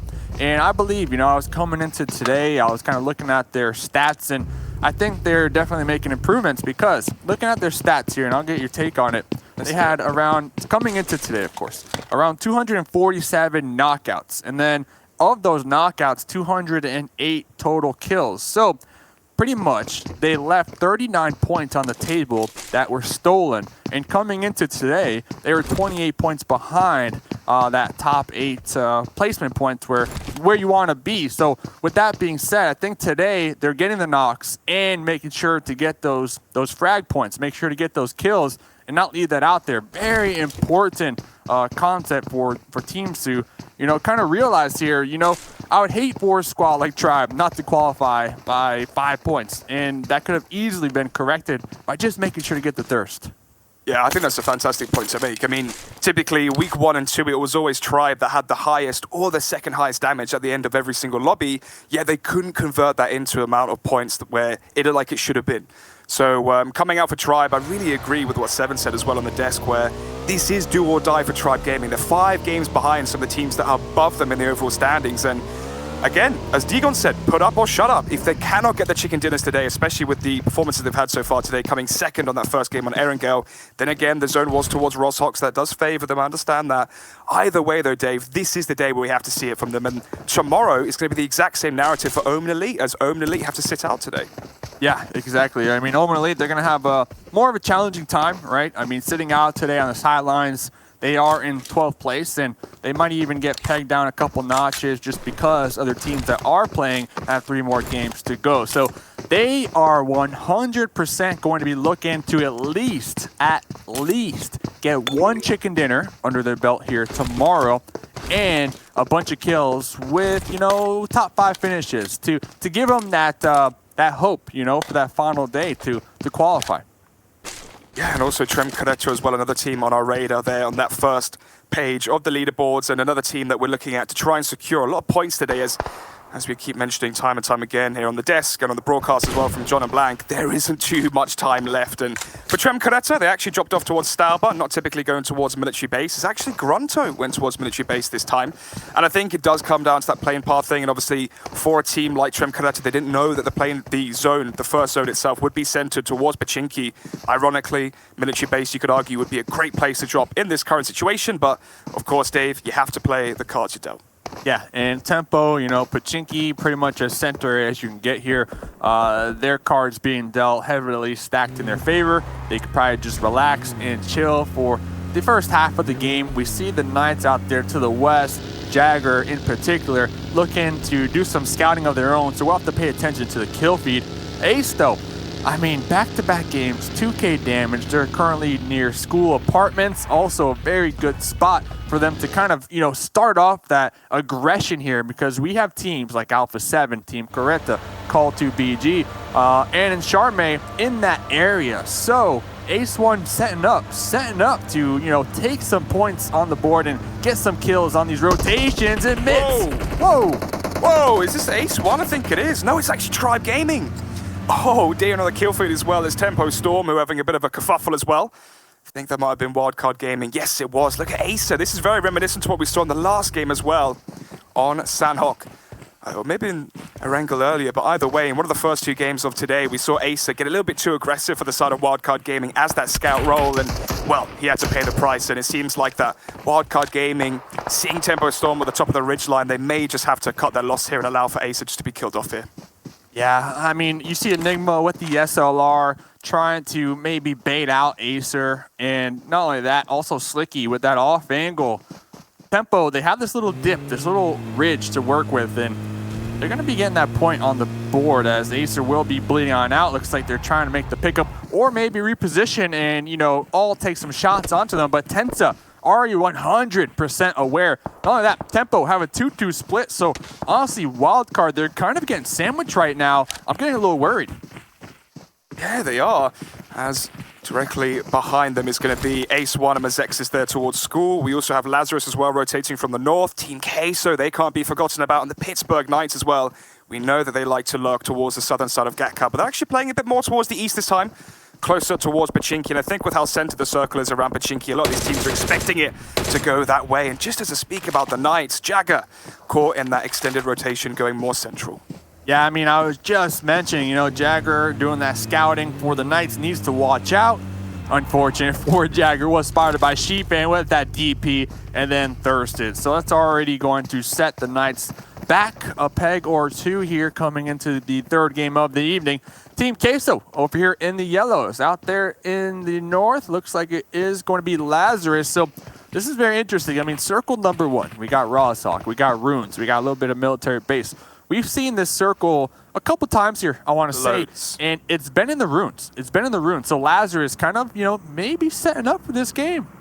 Yeah, that's a really good point to make, actually. How many times have we seen Tempo Storm, Loops, who are obviously stepping out today? We can touch on that point in the lobby just shortly, but how many times do we see the final zone ending just north of Pachinki in those warehouses in that open field just south of Ruins? So it seems like a lot of those teams are going to be investing into that potential yet again. And for the Pittsburgh Knights, as we mentioned before, just losing that player so early is really going to hemorrhage them going forward, as Jagger as well is a really important part for Pittsburgh Knights. As you said, mounting that scout role, he really is important, especially for rotations as well for Pittsburgh Knights, to know exactly who is around them. And, well, you can see who's around them now. It's Grunto Esports who are rotating north, and it's X-Quest Gaming just on the right of them as well. They're just west of Pachinki, and then above them, you have Cloud9 as well. So if this circle keeps shifting towards the east as it has just done, well, Pittsburgh Knights have a long way to trek. They do. And, we were talking about Lazarus just a moment ago. I'm okay with their runes position. It's out there on the edge. They know as long as they don't get pushed on by Team Queso, they should be fairly good with keeping their numbers up. Over there in the north, leaving Yesnaya will be Alpha 7. We have Tribe as center as you get. Ooh, Q and Easy might be fighting each other. Oh, maybe not. Maybe not, actually. It seems like X-Quest Gaming just going to be rotating away now. trying to see which part of the map they're going to be heading towards. And it seems like they are going slightly towards the north as Grunto, we mentioned it, it was Grunto who took the hot drop away from Trim Coretta based off the plane pathing. Due to that, they rotate off the eastern bridge off Military Island and they just catch one of the players there, easy from XQuest Gaming Bot. No action, nothing as of yet. Still 16 teams alive, 10 minutes in. And again, it's the same narrative we have typically where this phase 1 circle, teams are just trying to get comfortable inside of it, start, theorizing potential pathways and rotations depending on where the next circle will go, come up with a few options, and then execute that plan when it happens. Exactly. And Tribe, we see them out there in the distance. They are 100% comfortable occupying the west side of Potato Hill. We see them take up that spot so many times here on Erangel, and that's like pretty much one of their spots where they go to even scout. Early game, we always see them over there holding it down. Oh, Enigma, Lolo. Yeah, speaking of scouting, we've seen it twice now. Lolo on his Lolo Sum.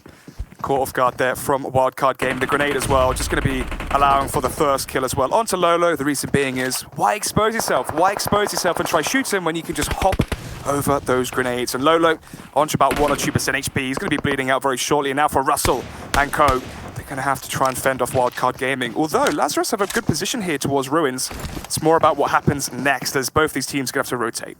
I mean, they have a good position, but the struggle, 100% real right now for Lazarus. And just that pressure, because before PMPL, they were Simplicity. They got picked up. That's added pressure right there. Coming into today, they're in 16th place on the overall leaderboard. That's some more added pressure. And then right there, losing Lolo on the rotate, an additional amount of added pressure. I mean, Lazarus, they need big performances in order to qualify and get that top 8.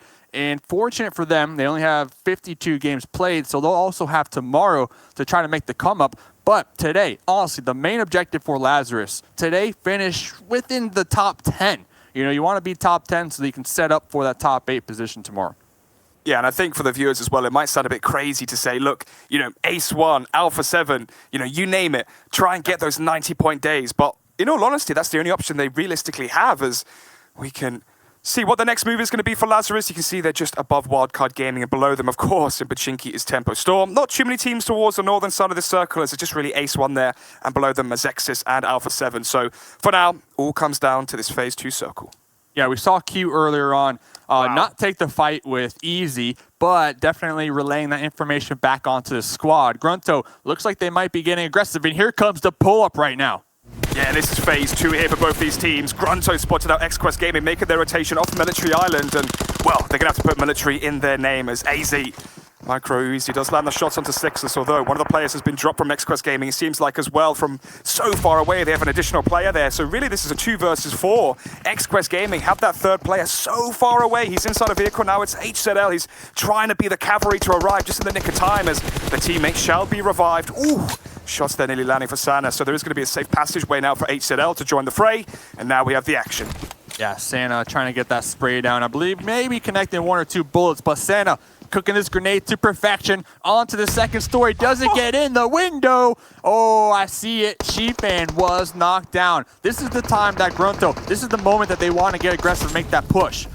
Speaking of push, it's going to be Tempo Storm on Enshame. This is in Pachinki, directly in the center of the circle. So this fight, it's paramount for both these teams. And for Enshame, hot off the press of their first win of the day on Erangel, want to try and get 2 if they can to rise up the ranks in the scoreboard, as they're one of the teams that we're going to be looking at to try and have a hot day so far today. Although, with Dudu being dropped, that's going to be the signal now for Tempo to really start to apply the pressure here onto Enshame. And that's another player dropped as well. Garcia hits the deck. But Fox able to get the revive on his teammate. The grenade, not quite perfect, but that's okay. We'll buy them some time. They can try heal up, but the grenades going in through the other windows as well are going to be connecting. And that's it. Enshame Gaming eliminated in 16th. What a stark contrast from their first game. Whoa, Dave, there's no breather here, is there? XQuest Gaming still on the assault. Ran managing to fall back here, but that means he's the last player standing. No! Yes, he has been killed off. For a second there, I thought third party behind cover. Oh, comes Dave, Tribe. take this one away. Tribe here, take it away. Here comes Tribe. Yep, without pressure, you don't get diamonds, and XQ will be finding out the hard way right now as Grunto recently eliminated, sent back to lobby. XQ trying to get these heals on off. Shifan able to get up to 75% HP. Try with that 2-2 between these compounds. Now this is in the zone. This is to the south, and no one's around them, so there won't be any fear of third party right now. Obviously, try with the advantage because they're fresh. They have their gear. It's 100%. Meanwhile, XQ, they just need to avoid being grenaded right now. They need to kind of weasel their way on in and kind of group up and just hold down these angles because they can play this one out, Alex. They don't need to get ultra aggressive on this one. As mentioned, it's in the zone. Yeah, and you mentioned too the fact that there's no team surrounding them, so could actually expect whichever team does win this firefight to really go deep into this matchup due to the fact that there's no one near them. And actually, they're going to be really close, I think, to this next zone if it does go towards the south. Let's take a look as... Well, that can stall it even longer. That can stall it even longer. Exactly. Yeah, I was about to say, what happens if it goes towards the south? And here we have it, coming to our very eyes. And yeah, this might put a slight pause here on the action, although it may actually kickstart the action because these teams know how important this place is going to be. Sam, he realizes it, and he's going to be going in first. Get some damage off to a few of the players here. HZL going to be dropped immediately, though, from his own teammate's grenade. AZ, woo! Slight kerfuffle there now, as well as Sam through the windows trying to get an engagement onto Zyphan. But Zyphan's been dropped, has the backup as well of Seagut. And now it seems like XQuest Gaming are falling apart piece by piece. Easy being the last player remaining.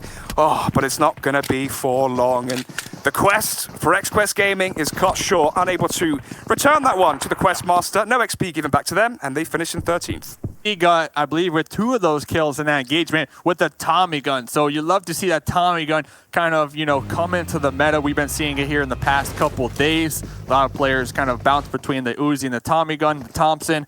Over here, though, leaving Pachinki. Looks like Ace1. Hot on the trail. Hot on the press of Tempo. Looks like they are going to be recognizing the push on out from Pachinki of Tempo. But Paralyzed already going to be killed from Ace. And looks like Ace, they're going to be popping in their buggies and just straight up sending it on into those open fields. Cloud9, last game's victors on the defense right now. Yeah, and they'd love to topple B4 here and try and claim that second spot if possible. There's still games left to try and make that happen. And for B4, it's Mixzera, who is the closest to C9. Spots them out as well. They know there's going to be Tribe as well to the right of them because they saw that third party, or should I say, the excursion between XQuest Gaming and Tribe, as I imagine B4 and both Cloud9 were depicting whether or not to go for that third party. And instead, they found themselves in a bit of an exchange here between themselves and B4, as they are going to be falling back here and slightly playing a bit more passive here, as they know there's a team just in those windows that could third party. And as I say that, King A, woof, bites off a little bit more information than he can chew, as he can get the heal off, and they are going to be safe. Yeah, King A seeing that crate out there, like, hey, let's go check out that crate, but uneven, definitely 100% denying that one right there. And I actually agree with both B4 and C9 kind of peeling off one another. Now, I'm not sure if they got a knock on each other. I don't think so, but it's smart because they're down there in the south. These are, I mean, looking at the overall leaderboards, these are the 2 best teams in the lobby. This is the 2nd place and the 3rd place squad. So if they were to, clash with each other, take each other out, that would 100% open it up for the rest of the lobby. But they got their mind on the end game here, and that's not to pretty much risk it and lose any members because we got a lot of teams left in this game, Alex. Yeah, and actually just seen as well, Wildcard Gaming are just behind Tribe Gaming. Obviously, they did lose Aza early on to the Knights as, whoa, Trem Canetta! Cloud9 find another team just next to them. They wiped them out in seconds. We actually missed that one. I'd love to see the breakdown from the analyst shortly after the game's over because, well, blink and you would have missed it, as that does mean Trem Canetta are out. And we were speaking about them being one of the teams that needed to have a strong day today as, Beowulf still has blood in his eyes. He's trying to finish off Minwoo, but Minwoo's fine for now. And for the rest of the Lazarus players, they can still be fine and dandy, but they are quite split. Yeah, and I'm actually surprised we didn't see B4 kind of make the pull-up right there because Cloud9 being so close to them, they 100% saw the kill feed and 100% heard those gunshots, firing on out there in the distance. Regardless, doesn't even matter anymore. That shift, the hard shift to the north. Oh my goodness, there's nobody in it practically. It went from the south and now to the north. Tempo Storm. Oh, they're going to be smiling, aren't they? As that zone is inside Pachinki. And well, Lazarus, they're quite far away from Pachinki. They have a long rotation to make. They're actually the most southern team away from that circle. So they have the longest distance to travel. And they're stuck between Rock and, well, Cloud9. So good luck to them in their rotations. B4 have just, well, sent it. They're off. Cloud9, you can deal with Lazarus, you can deal with Tribe and Wildcard Gaming. We're going to rotate towards the eastern side of the circle, and now they're going to be met with Kultur. There's only one way in and one way out of this next zone. B4 straight up sanding it right now. Call2, they were kind of caught off guard, but with B4 making that pull up, Call2 trying to regroup. We see the grenade starting to ring on out, always coming up with that support. Yeah, this is one of those fights where the first knock is the most important. So far, it's gone 1-for-1 in terms of the exchanges. With the grenades, Pedro, that is a great position. He's now on the flank, maybe catching Always off guard as Luxy actually uses the ridgeline to come above and actually finishes off the job onto Levi. Now, Mixera hits the deck again, goes for prone. Although there's only 2 players left for B4, remember, we have to see that one of the players did die earlier. And now, for Kultur, they still have 4 players alive. Fran has to be revived, so it's really a 2 versus 3. Mixera doesn't want this to be a 2 versus 1.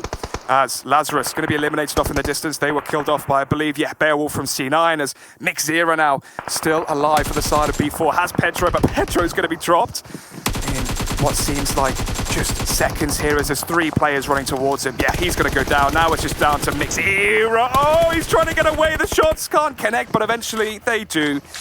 And just like that, we're down to 9 teams. B4 eliminated, so are Lazarus. Yeah, and the thing is with Pedro's position right there, you know, it can go 2 ways. It can go extremely well. You can get the off angles, catch Call2 off guard, get a couple knocks. What Pedro did do, oh, we'll get back to that though in a minute, because Ace, they're trying to get that 2K damage once again. Spec. Is Spec the last remaining member? No. Okay, HH is coming on over here. Spec inside the little water tunnel, the runoff.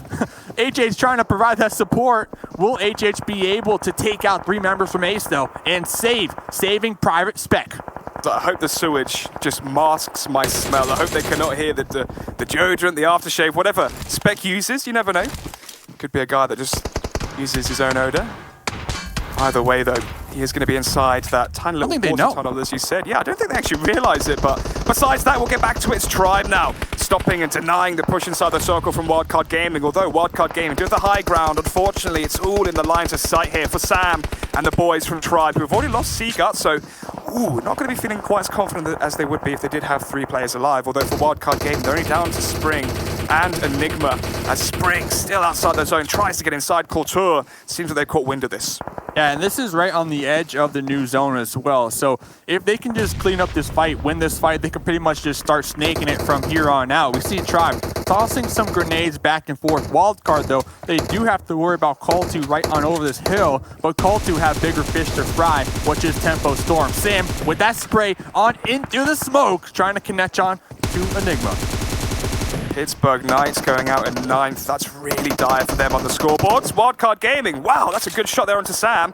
Well, if you're versus Tribe, Sam is the player that you want to be taken down. The Molotov as well might actually die the revive momentarily, as Enigma has got his teammate Spring beside him, although Spring isn't really going to be too useful here as, well, Spring's passed. He's down. He needs to be revived up. He needs to wait for Autumn.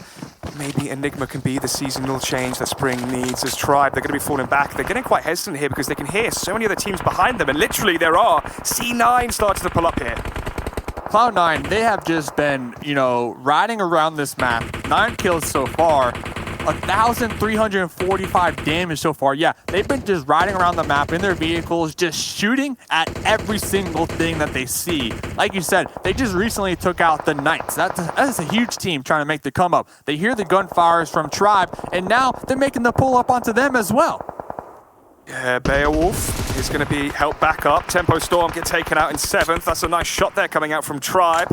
Spec has been killed. Wildcard Gaming out in 6th. Wow, this is so bad for all these teams that are towards the lower echelon of that first page scoreboard. Remember, of the top 10 teams, Pittsburgh Knights being one of those ones as well that we were highlighting. Ace 1 though, they're still alive, they're still kicking.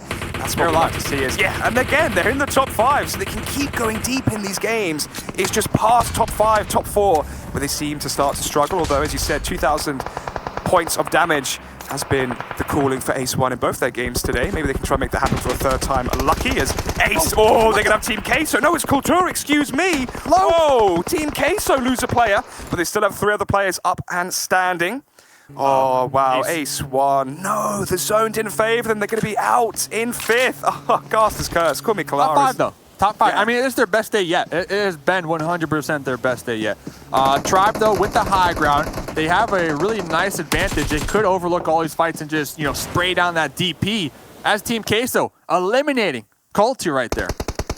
Ooh, now we're down to just 3 teams. Maybe going to be 2 shortly, as Mystic is going to be dropped and eventually confirmed that the kill has been stolen by Tribe, and they want more kills now onto C9 as well. That DP28 rattling off all the shots it has into that smoke. Just below them, though, is Uneven and Adder. If they can just go over the hill, try get over the top, wait for the General's whistle, go into no man's land and try battle Tribe. Maybe they can try and save their teammates, but the smoke should be enough for salvation for Beowulf. Fun fact, Cloud9 have the most airdrops collected with 12, and that one right there landing right on top of them might make it 13. Get that level 3 gear, get that AUG, get that Garoza, any type of advantage you can get, especially with Tribe up there on the high ground just spraying you down with the DPs. And Adar will be pushing a little further up into this new zone. Needs to be really careful, needs to make sure not to get spotted by Team Queso. Ayala just gets revived up for Team Queso, and then immediately they lose Axel. So 2 players left here for Team Queso, 3 for Tribe and 4 for C9. Although C9 are split here 2 for 2 in quite an awkward situation. Although for Team Queso, Tribe know where they are, so does C9, and they realize now there's only 2 players left for Team Queso. Tribe have the high ground. They might not have 4 players alive, but they have the high ground and the zone in their favor. Surely this should be their game. Yep, 100%. Sam trying to fish out Team Queso, tossing out some grenades, will be spotting Harko, the DP. Pretty much everybody on Tribe right now has the DP to their name, so they're going to be using that here just to spray it on through the smokes and try to get this dub. Exactly, Beowulf dies to the zone, and now we're down to a 3 versus 3 versus 1. Ayala, the last player here for Team Queso, 7 kills so far for them, so they're going to be happy with their points regardless, as they are in a good position on the leaderboards. Oh, Pyra, the zone as well, going to be doing some ticking damage. He's not ready for it, he drops as well. And now 2 players remain for the side of C9. 1, remember, for Team Queso. It's really looking so strong here for Tribe as they still have 3 players alive. Adder as well, if he can find Ayala. Oh no, Ayala dies to the zone. And now we're into a 3 versus 2. Uneven and Adder to try and make this happen here for C9 and make it back-to-back wins here. 7 predicted the win for C9, and he might actually be correct. Yeah, another time, hat off to him. Tribe making this one work, though. Sam is still alive, and he's the prolific fragger for Tribe, and he's the one that Uneven and Adder are going to be terrified of, but he is off towards the western side of C9. Memo and King A going to be bringing up together here. They just need to find out where these 2 players are, as they are currently split, although one of them isn't inside the new zone. Yeah, 7 kills for Team Queso. 6 of those are from Ayala right there, getting taken out. Now, Adar sent it, a couple moments ago during all that mayhem. I don't think Tribe are aware of Adar's position. Not only that, Adar has this great cover. As I say that, King A spotting them out right there. Now it's just up to Uneven, 1v3. Yeah, Cast' Curse once again. 1 versus 3 here for Uneven. Does spot out Sam initially, takes down Sam. Memo can try go for the revive here, or he can try get the trade kill if he wants to for his squad. King A though, way from the top. C9 eliminated. I think that's over 10 kills. Let's take a look at it. 12. 5. Yep. Yeah, 10 kills for the side of Tribe Gaming. Wow, so 30 points for Tribe. Again, we kept mentioning it's do or die. It's put up or shut up for teams like Tribe. Tomorrow it's going to be Omen Elite as well from North America. They have to make it happen, and Tribe, they made it happen. And, well, Dave, that might go all the way back to that first fight we saw when it was Tribe versus X-Quest Gaming. I said at the point, this could be the most important part of the game. Definitely so. Looking at that, Dave, how it played out, Tribe taking the high ground position that they had really afforded them great sight lines over the remaining members of the teams. What do you think? Yeah, and all that, the DPs. I mean, pretty much if you got the 7.62, the whole squad's happy, because all you got to do is just spray down the smokes, and that's what we saw. Tribe, they got a couple vehicle explosions that inflicted a lot of damage on these members, these enemies out there that were just trying to hide from being shot from Tribe up there on top of the hill. So this is exactly what Tribe needed. They needed this chicken dinner in order to solidify their role in that top 8 at the end of today. Spray, and you don't even need to pray when you got yourself a DP. Very nice. Thank you very much, gentlemen. I'm going over to the analysis, gents, here as well. We've got Seven and Degon to break down this Erangel, and Mr. Seven I asked him if he was going to change from the double back-to-back Cloud9, which actually would have gone pretty well anyway, but then he changes over to Tribe, and then he gets, did you steal Blank's crystal ball from his tarot reading? What's going on? Maybe. It might have been that shirt. Who knows? Maybe. But great game from them. Listen, great game, but as we were talking here with Digon before we actually came back, is that I feel like they need to go ahead and keep this up. They need at least a couple more wins. And good thing Vikendi is coming, because we have seen Tribe win in Vikendi as well. So anything can happen here, man. I love this. Very nice for them indeed to get the points on the board. Let's see how that has tallied up for them. 30 points coming in for them up towards the top. However, Cloud9 just continues this wave of form. 26 points go their way with the 12 kills. And Digon, when you look at the position that they took up in some of the final circles, I thought maybe they moved a little early. They were quite spread out, but they really went through the ringer and made the most of it. Yeah, a lot of teams would get punished with that kind of spread, and we were debating like, hey, are they actually going to go and revive Adder? Is this something that they're going to try to salvage here? And Cloud9 able to do so and make that happen. Again, just showing exactly why they're cut above the rest. Another double-digit performance, this time in the 20s. It's just so impressive what they're able to do game in and game out. Absolutely. Let's take a look at our 9th through 16th too, and see what points came in. XQ, 5 kills going their way for the 6 points in the end, but Pittsburgh Knights only at the 4 points. For B4, getting themselves 3 points on the board is not exactly what they would like. However, I feel like, Seven, at this point, anybody trying to catch up to Loops in that first place spot, which would be B4 in theory, they are going to have insane performances in their next couple of games if they're to try and catch up. Yeah, we would definitely need to see B4 coming back into the form that we've seen them before, and I don't think that's going to happen. Hey, that actually kind of rhymed there. Yeah. But I don't think that's going to happen, especially with Tempo Storm. Tempo Storm has picked it up. Cloud9 now being even more consistent. It becomes a race for who's going to end up in second place, and I think it's going to end up being close between B4, Tempo Storm, and Cloud9, especially if Cloud9 is able to maintain these kind of performances that they're having. Yeah, they've got to be scared, because Cloud9 is going to be hot on their heels. They are consistent and persistent. Let's take a look at the team stats for our first place team here with Tribe up towards the top of the hill and see what they can do here with 2,300 damage. Whee! They had one of their kills stolen during all of this, but that's a lot of healing as well, so they went through the waters as well, Digon. Yeah, it was a lot of moving and traversing across the map in this one, and the fact that Tribe's able to dish out that much damage, still eke out 10 kills, and get themselves a chicken dinner is huge for them. And this is like the form that we've been expecting to see for a while, and I feel like that's why I've been hard on them. That's why a lot of other pundits and teams and fans have been hard on them. It's because we know they're capable of games like this. It's just more of, are they able to do it on a consistent basis? And based off of yesterday's performances, they gave themselves a huge hill to climb with the least amount of games to do it. Yeah, definitely. I feel like I'm wearing Tribe colors almost, doing, the black pants, and it'd be kind of perfect. Let's take a look at the Mountain Dew game fuel moments here for our second Erangel of the day, with 2 more games to go later on. And our circle kind of slowly shifted towards Pachinki. We saw teams like Tempo Storm not really having to move too much, but when that circle moves away from Pachinki and goes down towards the south 7, that's when a lot of the problems start happening for these teams. Oh, definitely. And I think this fight that we're going to be seeing here, and we're going to be breaking it down later, between Granto and XQG, XQG did win this fight. But what happened right after that is that Tribe took advantage of it and started fighting XQG right as they were trying to heal up and recover from the fight that they had here with Granto. So it was a great play from Tribe, and pretty much being able to take care of that squad, that compound, and being able to take some more time to readjust on their rotations and not getting shot by Cloud9 as they were in the top at some point. I think it was great for them. And something to go ahead and mention about Tribe that I love it when they work together as a team. It's something that I've been saying the whole tournament.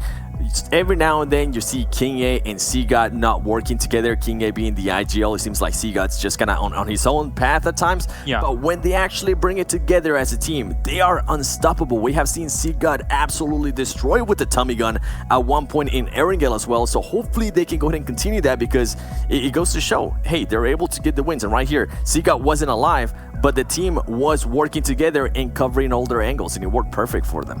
Yeah, definitely. We can take a look as well now at the total damage for the entirety of this lobby and see where people sit, because I can only imagine Cloud9 did quite a bit during that since they were in a true battle throughout the majority of the final circles, and it will be 2,100 damage coming in for them, just slightly behind Tribe. Degon, anything else you take away from this?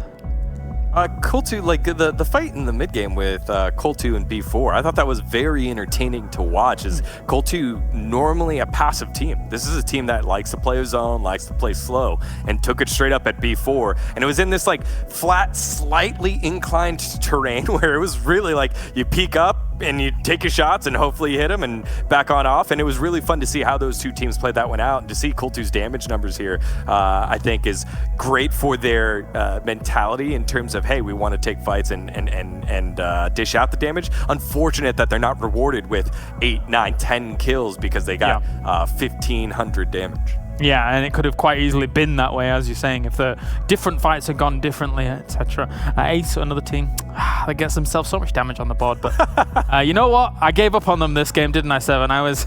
It wasn't the position for them, I'm going to say that much.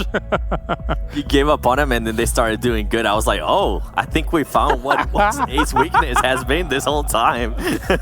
But we're actually going to go into the analyst highlights here with XQG against Tribe. And as I was mentioning earlier, I feel like this was just such a monumental fight for what Tribe ended up doing, and they needed to go ahead and win this in a way. If they would have lost this, I think it would have been just their whole tournament going away. They would have seen the whole tournament just crumble. Great grenades from them, great pushes. Siga working there with Sam, clearing out pretty much the house, and trying to get different angles on people. Memo did end up getting caught off angle, but right there, Sam hears that person jump down, and he's gonna be able to get the knock and get the finish. I think this right here, this fight, it could be an absolute game changer for Tribe. And if they go ahead and continue being informed, if they go ahead and continue getting maybe not wins, but at least high placing with kills, it is gonna be huge for them. Absolutely. We'll take a look at the rankings coming in and see what has moved so far. So B4, not that many points on the board. It's not going to move too much. Cloud9, though, is now in what is effectively one big wins distance from B4 in that second place position, Degon. And I'm going to be honest, it feels like at this point they are going to catch up if they can continue this form. Yeah, and the battle you're looking at is between 2 and 3 because they have the same amount of games. And look at Tempo and Loops. Like, after 2 more games, Loops and Tempo will have the same amount of points, and Loops still has like an 100-point lead here. Yeah. That's how dominant this team has been. Let's not forget, because they're not playing now. A move up by Ace down towards the bottom side of all of this. And, you know, despite not having that chicken dinner, which we are harping on, well, maybe I'm just harping on a little bit here, they've been pretty darn consistent today, Seven. They have had 3 stellar games and to show that they can hang with this lobby. Yeah, they happen, and I think during the next match, if you try to just mention anything about Ace, I'm gonna be like, stop. Okay, I'll It could actually go for this win, but being all serious, Trem Carreta for a cow is one of those teams that we're hoping they would have a great day today, and they've just been falling off. I know teams that are currently sitting out like Omen Elite, maybe not Omen Elite as much as Creme Real Betis, they're pretty happy seeing PK and Trem Carreta for a cow not having the best of days, because they're going to be able to come back, and if Creme continues the form that they might have been on, they can actually make it to that top 8. So a lot of teams pretty sure looking at that leaderboard very closely. Degon? Yeah, and for me, it's Pittsburgh Knights. This is the first time we've seen them out of the playoff position. They've laid an egg that gave themselves a lot of cushion, but 3 games in a row where Pittsburgh Knights looks not like a Worlds team, and now they're being punished for it because Team Queso, who was idle yesterday, coming back in today, putting together, they're scrapping for points in a way that PK just hasn't been able to do it. They've lost gunfights. We highlighted the gunfight that they lost against Tribe in the last game in Sandhawk. So right now, Tribe has to get it together because they're losing their spot and losing their ground. Yeah, and I appreciate, Seven, your sign language interpretation of what Degon was saying during all of that. That was interesting. We'll take a look at explosions, dips. Let's take a look at the schedule. We've got 2 more games coming at you for today. It's going to be Vikendi and then Erangel. We've seen so far Enchame get a win, Cloud9 get a win, and Tribe get a win as well. It could have been a Cloud9 back-to-back, but it is not to be. But they still got themselves a lot of points on the board regardless. 7, Vikendi, talk to me. Candy. Once again, I'm gonna stick with Tribe. I feel like they need to go ahead and get another win if they want to be in hopes, because they're also the team with most games played out of anybody that's currently in contention between Pittsburgh Knights, Team Queso, Tremcareta. They have 58 games played, Tribe does, and the other teams have 53. So they need to go ahead and just finish today off very strong, because I believe they're going to be sitting out tomorrow, and then they have to pretty much win until the last day. There's going to be a lot of pressure on that last day, so if they can go ahead and give themselves a little bit of cushion, I think it'll be great for them. Yeah, definitely. Degon, your thoughts?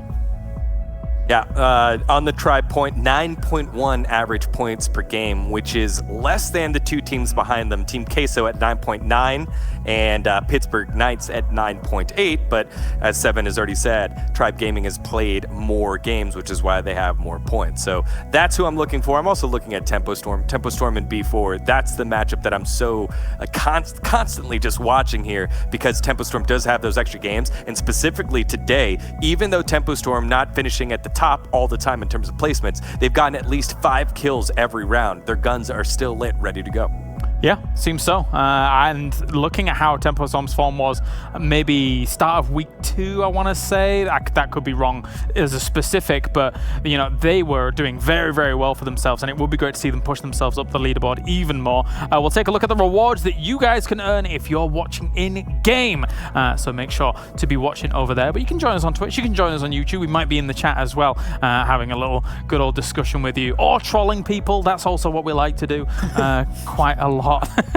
As well. All right, gentlemen. Colaris is what? You know, that's actually I'm a professional troll sometimes. That's what I do. I made a copy pasta yesterday for another game. That was great fun. Anyway, I'm gonna see you later, and I will get you after Vikendi. All right, so bringing on our commentators once again, it's Alex and Dave. And you know, Dave, last time I asked you about Gatorland. You're from Florida. Did you go down there? But this time I'm going to ask you about Busch Gardens. I love Busch Gardens. Have you been to Busch Gardens before? Who has not been to Busch Gardens that is a resident of Florida? All right, that's the better question. I mean, they got the I think they got one of the fastest roller coasters. It goes from like 0 to 100 in like 5 seconds. It's called the Cheetah. You go boom, then you go right out there. I'm a roller coaster junkie, so Nice. you got me. Nothing beats Thorpe Park. Nothing beats Thorpe Park. Come on, Colaris, back me up. He has no clue what Thorpe Park is. What is that? Exactly. Oh, no. Colossus, Nemesis Inferno, forget whatever Busch, whatever it was. Forget that. Ride. Yeah, Forget that. Halloween night at Thorpe Park. Enjoy, boys. Right, Enjoy. Go to Thank Dino you. Park. Yeah, Colaris has got my back here. You know what? Maybe Dave, if our relationship continues, maybe one day I'll take you to Thorpe Park on me. How about that? As instead, it might be Dino Park, as we do have the old faithful Vikendi. Hey, I'm looking forward to it. So, this is like the game. You know, this is the game. This is the Vikendi. And Alex, I hate to break it to you, but tomorrow, the last Vikendi ever for PMPL. Because the last day is all Erangels. So I know. I see a tear. So tomorrow's game is the last one. Tomorrow. Yeah. Okay. The last day is all Erangel. So Okay, we so only this got is- 2 more days after this. All right, so this is the penultimate one. Maybe we get something different than with the zones, as typically we see it centered towards Volnova or towards the south at Abbey, sometimes even Dino Park. Hey, Dave, something different. We have it towards Port. So really far up towards the north, about 50% with water as well. So teams like Grunto, Lazarus, Pittsburgh Knights over there, and Cosmodrome, of course. They're going to be gleaming with joy. And when we look over towards the south, it's more of the same, really. Ace 1, typically towards Volnova. We always see Kultur go towards Hot Springs, X-Quest Gaming, Love Winery, Tribe. We're a Tribe. Usually we see Tribe towards the south. Actually, they're going to be rotating towards Cement Factory. Okay, makes sense. They can rotate now towards the eastern side, past Peshkova and Trevno. Try get up there towards the northern side of Cosmodrome. So yeah, all in all, these teams from the south, it's going to be a difficult rotation, but I think the key is towards the east. It only took 14 days. This is the circle number 1 that I've been waiting for for 14 days because back in the PMPL America scrims, we've had the port circles about 8 times.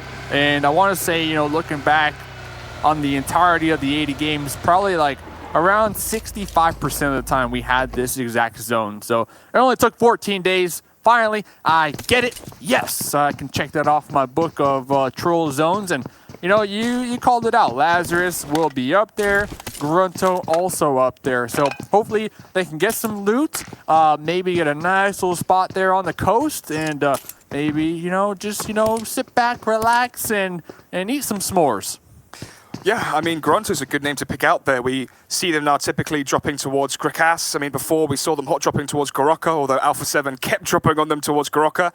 Now we actually see Alpha 7 towards Milner at the bottom, so they're going to be regretting that decision, although you can't predict the future. And for Grunto, Vikendi is one of their strongest maps. I mean, we've seen them time and time again come second, third, they even won it as well. They actually had a really big win on Vikendi. So for Grunto going forward, definitely a name that I'm going to be looking out for due to the zones. And actually, when we think of who's favored inside this zone, it's Lazarus, Grunto, Mazexis, teams towards the lower echelons of the table. So now is your time to make yourself known. And the thing is, you know, this thought just came to my head, off the top of my head real quick. You're these teams. You're at the bottom. You know, Lazarus 16th, Grunto 17th. Do you want to be in the zones, actually? You know, because you don't really want to play passive. Yes, of course, the chicken dinner, the 20 points, that's fantastic. You know, that's great. That's the goal here. You know, be the last team to survive. But if you're that far down there on the overall leaderboards, like, you need more. You need more than just a chicken dinner. Like, you need a chicken dinner. You need the coleslaw. You need the mashed potatoes. You need the biscuits. And what I mean by all that is you need a bunch of kills, Alex. So, you know, being so comfortable in these zones, in the first zones, and, you know, camping it out, that actually might not be the play for these teams all the way down there at the bottom. Yeah, for a moment I was thinking, do you eat your mashed potato with biscuits? And then I went, of course, biscuits, right. Something completely different for you. What? Yes. Mashed potatoes and biscuits. Oh my God, I couldn't imagine anything more disgusting in my life. It's like putting ketchup on a hot dog, man. What are you talking about? It's very different. You know, we have digestive biscuits, you know, Oreo biscuits. It's very different to your kind of biscuit out there. But either way. Our biscuits, they are just, you know, they're soft and buttery, and, you know, they melt in your mouth. So, yeah, it's good to go. It's good to go. Oh, maybe your version's a lot better. I've actually had I'll make you some biscuits in America, and it was fantastic. So what also is fantastic is Team Queso, usually towards Trevno on the eastern side, although this time they dropped over towards the western corner of the map, and now they've made one of the first rotations inside the zone, actually beating out a lot of other teams here to get inside the zone, as most other teams right now are focusing on their loot before they make their ascent inside the circle. Ooh, Lazarus and Mazexis, they're fighting for center control here of this first zone. Yep, we see Irish. What was that, a mini? I didn't catch it. Yep, mini. Oh, the one tap dirt nap onto Gamma.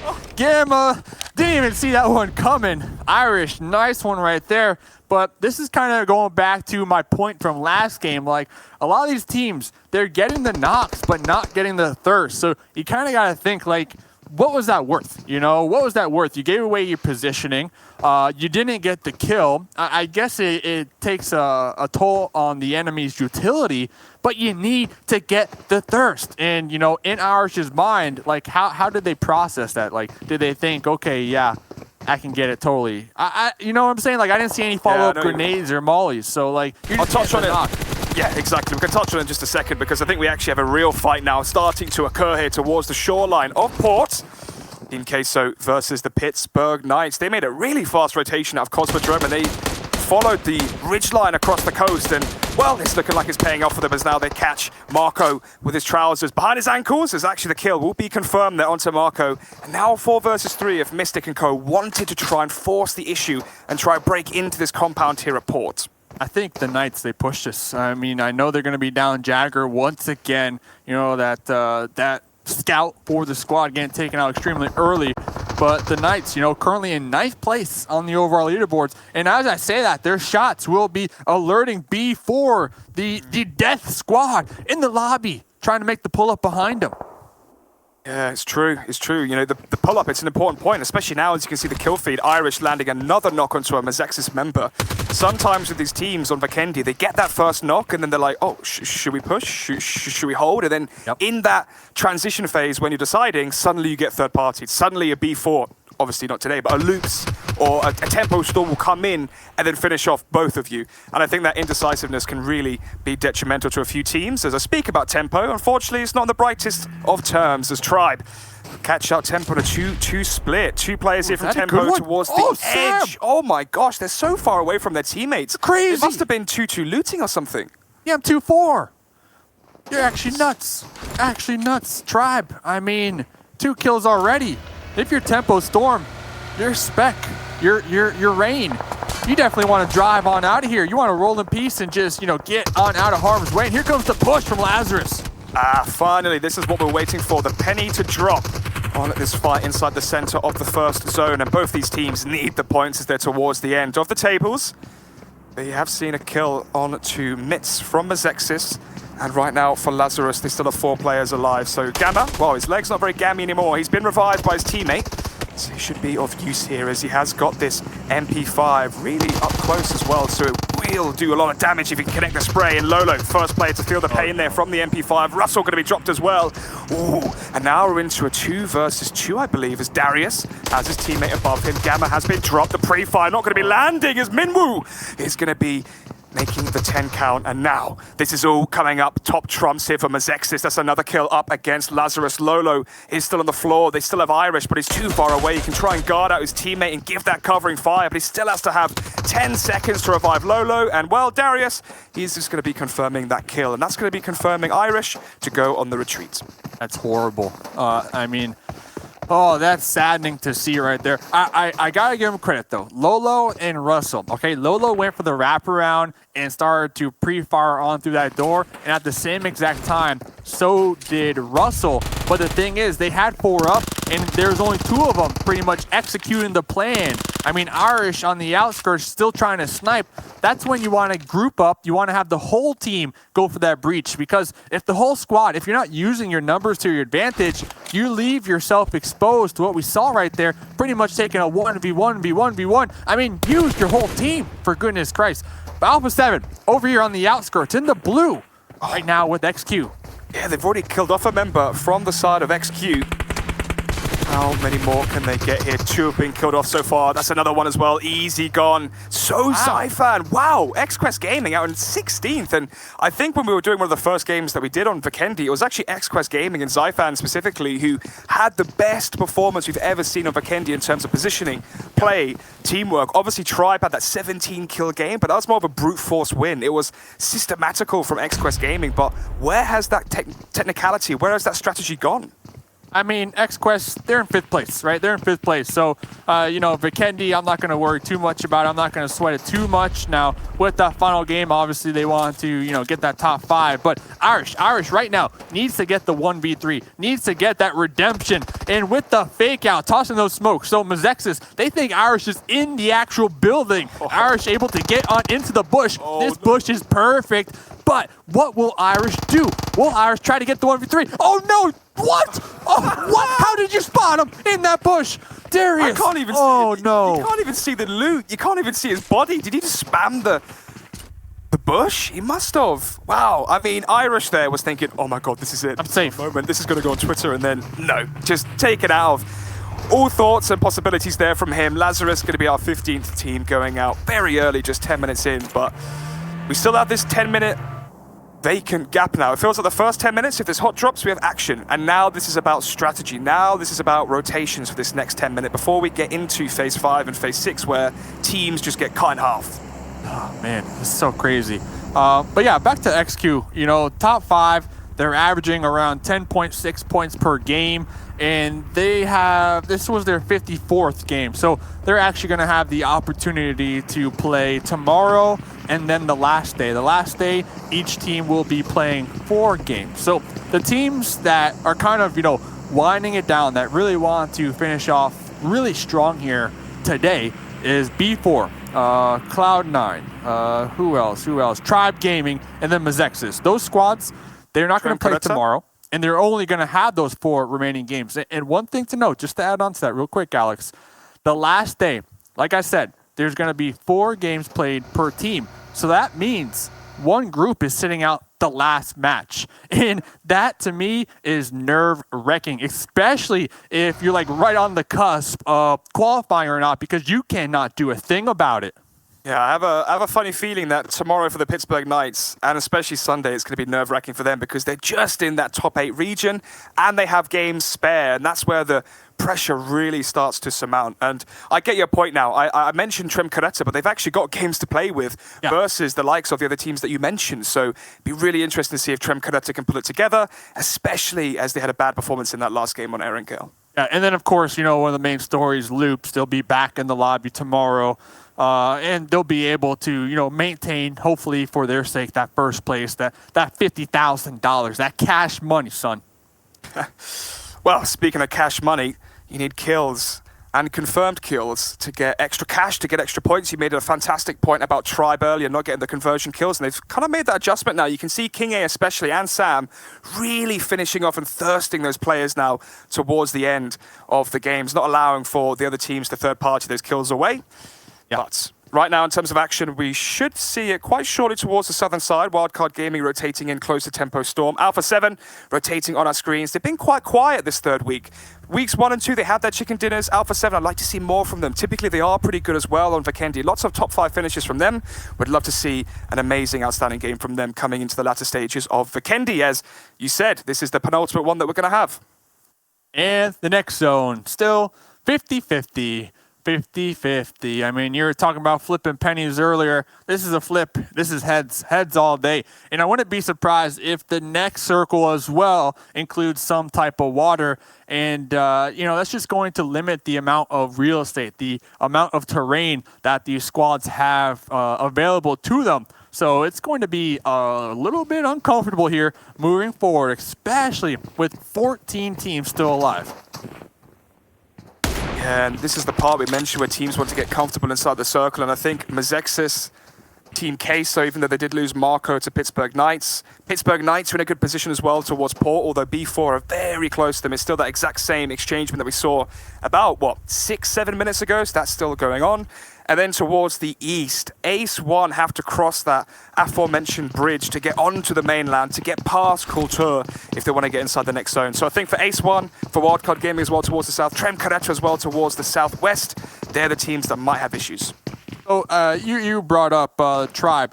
They've been doing good. They're about 3 points behind 8th place right now. They started in 11th place. They're currently in 7th place. Oh, they're actually qualified so far. So they're currently in 7th place. So they definitely made strides, made improvements here today when it comes to the knockouts to kill points conversion rates. And to put it into perspective, Loops, for example, prime example, they have 303 knockouts. So a knockout is obviously when you knock someone out. And then they have 304 kills. So, every single time Loops, they get a knockout, they get the kill. And that's why we see them in first place. Yeah, they have so much confidence, and I think it's just based off their individual skill. They feel like they must feel it by now that they have such good rotations, especially in Vikendi as well. Vikendi, Loops, they are the detriment any team trying to rotate around the map inside the southern side of the circle inside a vehicle. It just felt like they had 4 or 5 kills just from teams rotating past them in their, Humvees, in their cars, their 4x4s, and they were just being blown up every single time. But Loops are out today, which means that these teams could feel a little bit more safe, and that might be one of the reasons why we're seeing a few more teams get more aggressive, especially B4 and Cloud9 starting to take more fights early, realizing that there's no Loops here as opposition. Spitting hot facts. Spitting hot facts. It's like, I'm going to say it like this. Loops, they're like your parents. They're out on vacation, so the house is open. It's party time. And that's what B4 and Cloud9 are doing, right now. And which they should be. They should be. They need to capitalize on this this time. Mm-hmm. It's true, especially B4 and Cloud9, as you said. Teams at the top, now that you can realize, okay, in terms of gun skill, are we the best? Let's show it. Tribe especially as well.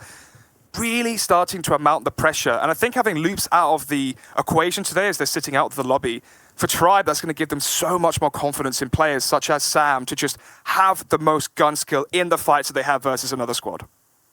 Next circle does go on up. Looks like wild card in Coal Mine. You got Tempo Storm right in front of them. Ace, they are going to have a challenge. You know, they might be roadblocked by Encharme or Call2. Besides that, you know, the Knights right there in port, they got Crate B4 to the west, Team Coretta, Grunto. So yeah, Ace 1, they're going to have probably the most challenging rotate here with this new zone. Yeah, I'm actually quite worried though for Tribe, because if Encharme start to rotate towards the center of the circle, Tribe will see them. Tempo Storm have to rotate towards the north, although there's only 2 players left, that's Spec and Rain. And for Wildcard Gaming as well, they have to rotate north. So Tribe may have 3 teams potentially coming into their proximity, although for now it seems like we have Culture and Team Queso starting to square up. I'm trying to think, like, are we going to have a port ending? That would actually be nuts. I mean, port right there, you know, right in this zone. But, you know, circles, they do tend to kind of stray away from water eventually.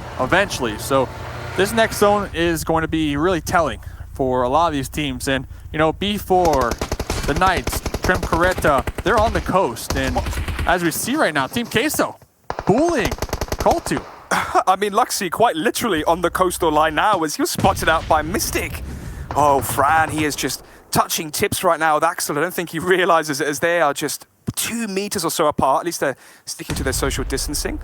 Although I don't imagine they will be for much longer as Culture. They have Always, who's coming up now. He's going to be able to be here. He can hop out of his vehicle, so he's now going to be here to help out the team. Team Queso did lose Marco to the Pittsburgh Knights, so it's a 3 versus 4 here towards the eastern side of port. The next team coming into proximity of them will be Ace 1. Oh, now we're into a 3 versus 3. Now we're into an even exchange. Ooh. And this could be the fight here for Team Queso. Yang, though, really fast trade. Actually, it was Always who actually manages to get the drop there onto Ayala. So now we're into the 2 versus 3. Fran could be healed up, and he's actually going to be healed up by Always. But Axel, where is Axel? Axel needs to make the push. Axel has the Bob Barker, the MK14 on full auto, close range. That thing destroys, and I am extremely surprised we don't see Axel making the push. Oh. And here comes Axel. What? He swapped out to the M4. He missed everything. He missed everything. Oh, and now it's just down to Mystic here from Team Queso. Oh dear, Axel, he whiffed all the shots there with the M14 up close, and oh, Mystic's down as well. 14th for Queso. This is fantastic news for the Knights. This is fantastic news for Trim Coretta. This is fantastic news for Tribe, as now they can try to take their spot there in top 8 and get those additional points to make up that gap.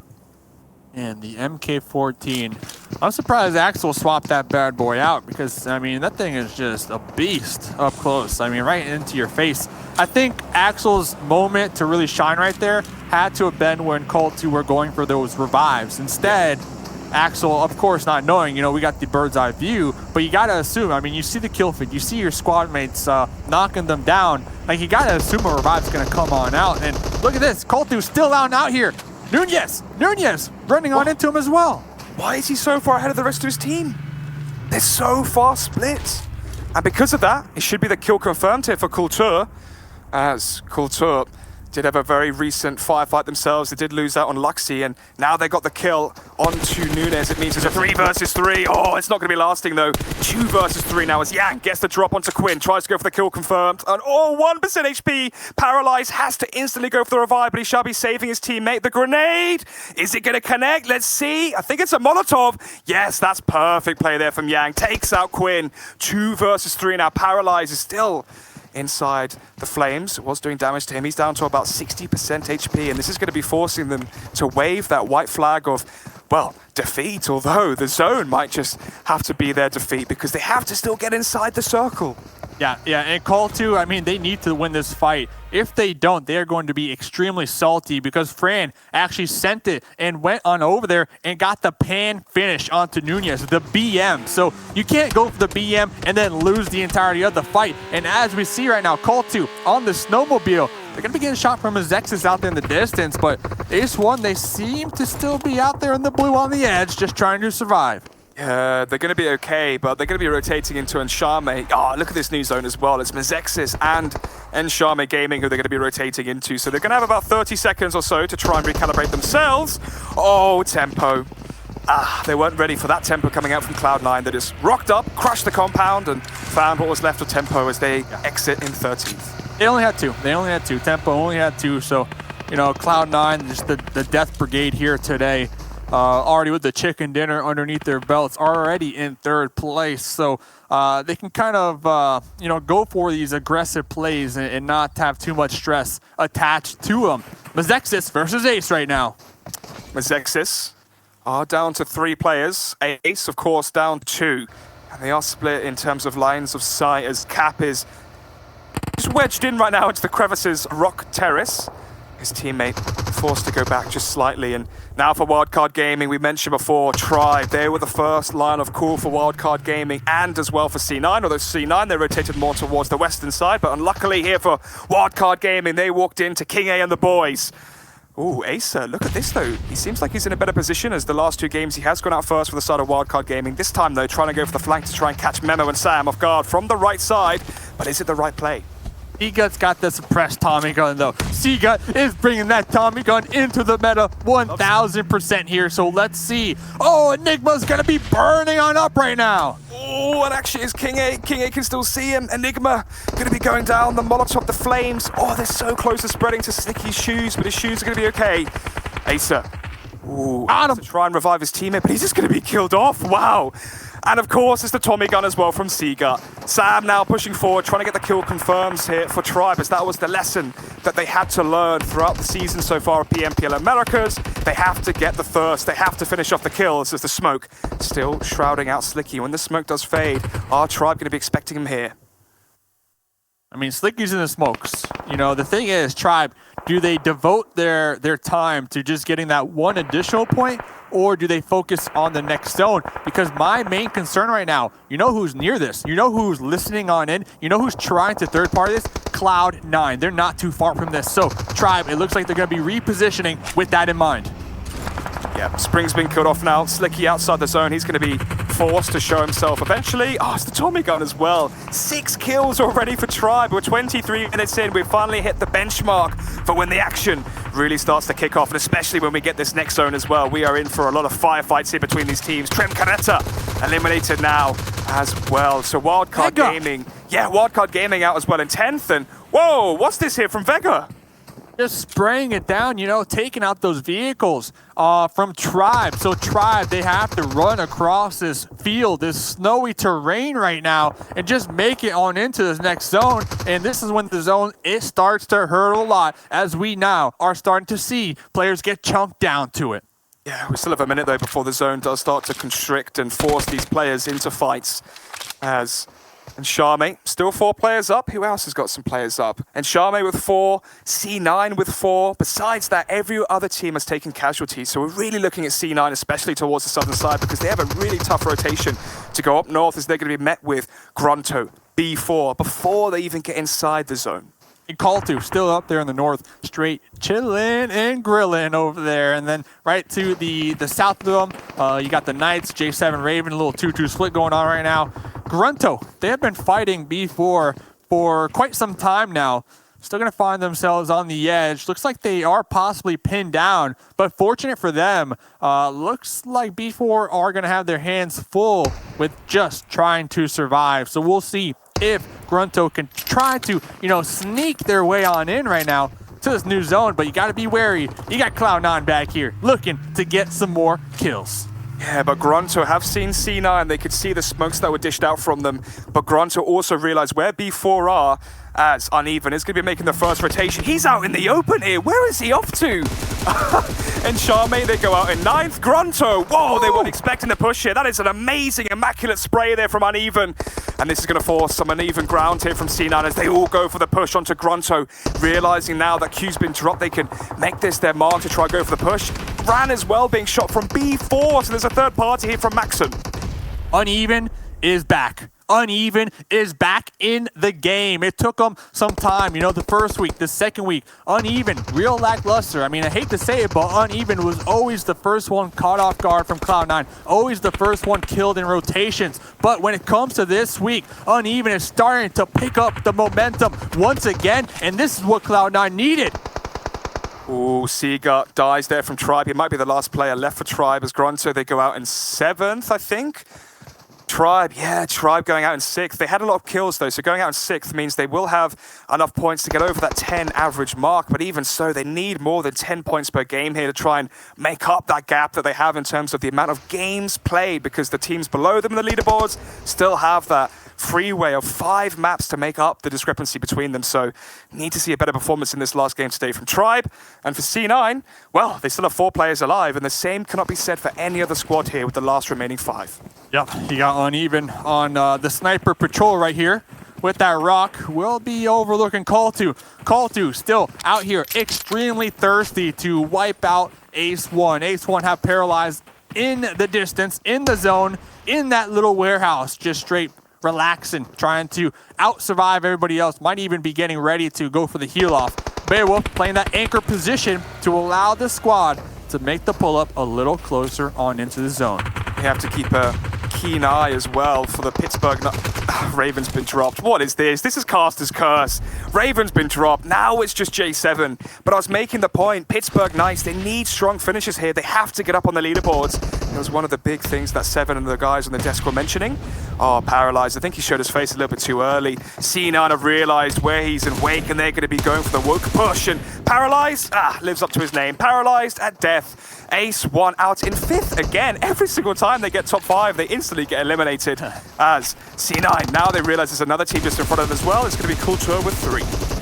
Uneven, just spraying on into that smoke right now. There's Molly's out there. Call2 still with 3 up. They are going to be getting pushed over there on the edge of the zone. And I believe you said it, J7 from the Knights just trying to remain undetected as Pedro and both Maxon are right on top of them. But pretty much the main fight right now, Cloud9 and Call2. Yeah, Call2, do you get some action here as they know exactly where C9 are. The Molotov could be forcing Beowulf back. Uneven was dropped, so he's going to be revived here from Ada. The Pittsburgh Knights go out in 4th, so now we're down to 3. Beowulf now been dropped, and that's going to be the indication now for Kultur to make the push and catch Beowulf while he's being revived. But Ada, he's ready for it. Uneven onto low HP though, so he might have to go for a heal here quickly. But that's going to be 6 seconds of him out of the action. But Fran, he's onto low HP as well, but he made the call to go for the heal first, and that's going to be working out in his favor. Pedro catching out Yang as well, and whoa! Like dominoes, Culture, they all just drop, and now it's B4 versus C9. B4 caught, excuse me, out in the open, and they're outside of the zone as well. So the zone, what? The zone's finished everyone off, Dave. C9 have just won it. Cloud9, Uneven 3 kills, Adar 3 kills, Beowulf 1 kill, Pyra. I tweeted this morning, you know, once when you see Pyra with that corn suit on, you know it's a day that Cloud9 are going to be racking up some chicken dinners. 2 here so far today. Wow, Alex, what an insane finish on Vikendi, man. Yeah, I mean, typically the games start off slow. We actually had a really good Vikendi game. We had a few hot drops, Mazexis, Lazarus, you name it. I mean, James, typically those games aren't quite as exciting, but that one had it all, and the zone as well, just to finish it off. Oh, absolutely. That was fantastic stuff coming in, and I say fantastic stuff now. It's just fantastic stuff over the last 3 days, Alex. This is Cloud9 ruling the roost in an immaculate way. Yeah, and it just feels like they're so much more confident. It feels like they all trust in Bayo's calls. He's not the one getting the most kills anymore. Now we're seeing, as Dave mentioned as well in the cast, Uneven starting to flourish now. It just feels like everything's starting to work for them. Definitely. Thank you very much, gents. Get you back for the last Erangel of the day in a few, as we now head over to Seven and Digon to talk about this game. And you know what? There was a few moments in there where I almost said, wow, it might be their win. And Seven was like, don't you say it, don't you say it. But then I said Cloud9. Geez Louise, Seven. This is monumental for Cloud9. You called it. You said Cloud9 is gonna win this one, because I stopped you from saying Ace is gonna win it, and look at that, Cloud9 actually won. And something else we were talking about is this is by far maybe the best 3-day stretch for any team so far in this tournament. And I wouldn't be surprised if they're gonna be fighting even more for that second place. It might be a bit of a distance for first place, with Loops just being able to go in and frag out all the time, even if they have bad placing. But congratulations, Cloud9. You guys finally stepped it up, and stepped it up in a big way. Yeah, definitely. Let's take a look at the numbers coming in here for them. It's going to be 29 points for them. And the one unfortunate thing for Cloud9, but fortunate for B4, is that B4 was able to pop off during this game as well, as Cloud9 is nipping at their heels on the overall leaderboard. 20 points coming in their way, Digon. Yeah, and that was exactly the point I was going to make. Yeah, I'm like, yeah, Cloud9 killed it, but you saw who the last couple were in the circle. It was B4 who found a way to get themselves in on this wacky northern circle. And it just felt like this was one of those spots where it's like you get there first, and then are you going to just wait it out? Are you going to just try to camp? Because teams that tried to fight early and lost, like people were forced to fight early. And so there was always going to be a bunch of teams moving out early. Here's our 9th through 16th as well. Not too eventful down here. Alpha 7 getting themselves a few kills here and there with the 4 points coming in for that. And as 7 mentioned just before, Cloud9 across these 3 days, I think what's going to be very interesting, 7, is to look at the week 2 final comparison to then look at how things shifted for them in the entirety of week 3, because it's going to be a huge divide between where they'd started off coming into this week, going into the very ending moments of this. They are in prime position to take that second spot unless B4 continues to do what they're doing now, and they could quite easily, make a huge shift here. Yeah, and something to also take into consideration is I believe the last day of the tournament, we're going to be playing just Erangel. And Cloud9 has been dominating Erangel for the most part. Keep hitting that drum. So. It's the same drum. It's the Cloud9 Erangel drum. Anything could happen. Anything could happen here. It is going to be going their way. So, I mean, I'm excited to see just more fight. I like seeing the leaderboards being a little bit closer. Let's take a look at the numbers then for Cloud9. And we have 1,700 damage-ish. Pretty close. Coming in here for them with 9 kills and 7 knockouts. So, I mean, even towards the final moments in this circle, Degon, I feel like you could see that they were very confident. Like, the sweeps around, moving from kind of the southwest side over towards the east side of the circle, just kind of flushing out people. Yeah, and the final push that they had there was against Cool2 was crazy, right? Bayo catches a nade, and that's what you didn't want to catch, right in the face. And I think it was Adder around the corner. It's like, hey, what do? You hold the corner, do you pre-fire? And he just pushes on up, gets the pre-fire out of Cool2, and then finishes him off. And it's that kind of confidence this team's playing with. And I think Mr. Byfield said it best. Everyone's starting to run on all cylinders. Uneven now, really showing up and stepping up like the player that we know, like the fragger that we know he can be. And so now Cloud9 just being a dominant force throughout. Now let's check out the Mountain Dew Game Fuel moments here from Vikendi. A nice frosty Mountain Dew Game Fuel for the frosty Vikendi. 7, what have you got for me? And one of the teams that we actually needed to go ahead and actually start doing a little bit better was Pittsburgh Knights, and they did. They ended up with 13 points that last game. I thought that was good. And also Tribe Gaming. Tribe Gaming ended up with 7 kills, 13 points in total. That was good to see from them. I think they would have appreciated if that circle would have actually ended when they had the height advantage. I think they would have loved that. And Cool2, I feel like Cool2 has been able to go ahead and finish on some kills as well, and with some 1v1s, which is great to see. These teams that are kind of towards the bottom, at least trying to leave somewhat of an impression, trying to at least get to that top 10. Yeah, but that one there with Axiel's probably going to want that one back. He had Cool2, one of the Cool2's players, back straight to him and whiffs all of his shots and panics. And Team Queso not only miss out on points there, go out with 3, with PK getting even more, and we'll see how that affects everything in the scoreboard. You can see Uneven getting, as you say, kind of even more and more confident as these games are going on in those final moments, getting out paralyzed, using the vehicle as extra cover, and even getting in it to actually make some shots happen. Let's take a look at that total damage coming in, not only from Cloud9, but also from the other teams here in the lobby. And once again, we're seeing some of the familiar names come up here, but one that is a little unfamiliar is Mazexis actually finding themselves a decent spot with the damage coming in. That's something I'm definitely not used to seeing from them, and it's nice. It's nice seeing that they have not given up on the tournament yet, and 8 kills. Hey, that's really good out of them. Ace, for some reason, having one off game day right there, and just to give credit to one of the Ace players, Paralyzed. I feel like he has the been player that has been surviving for that team. He's the one that's left alive every single time.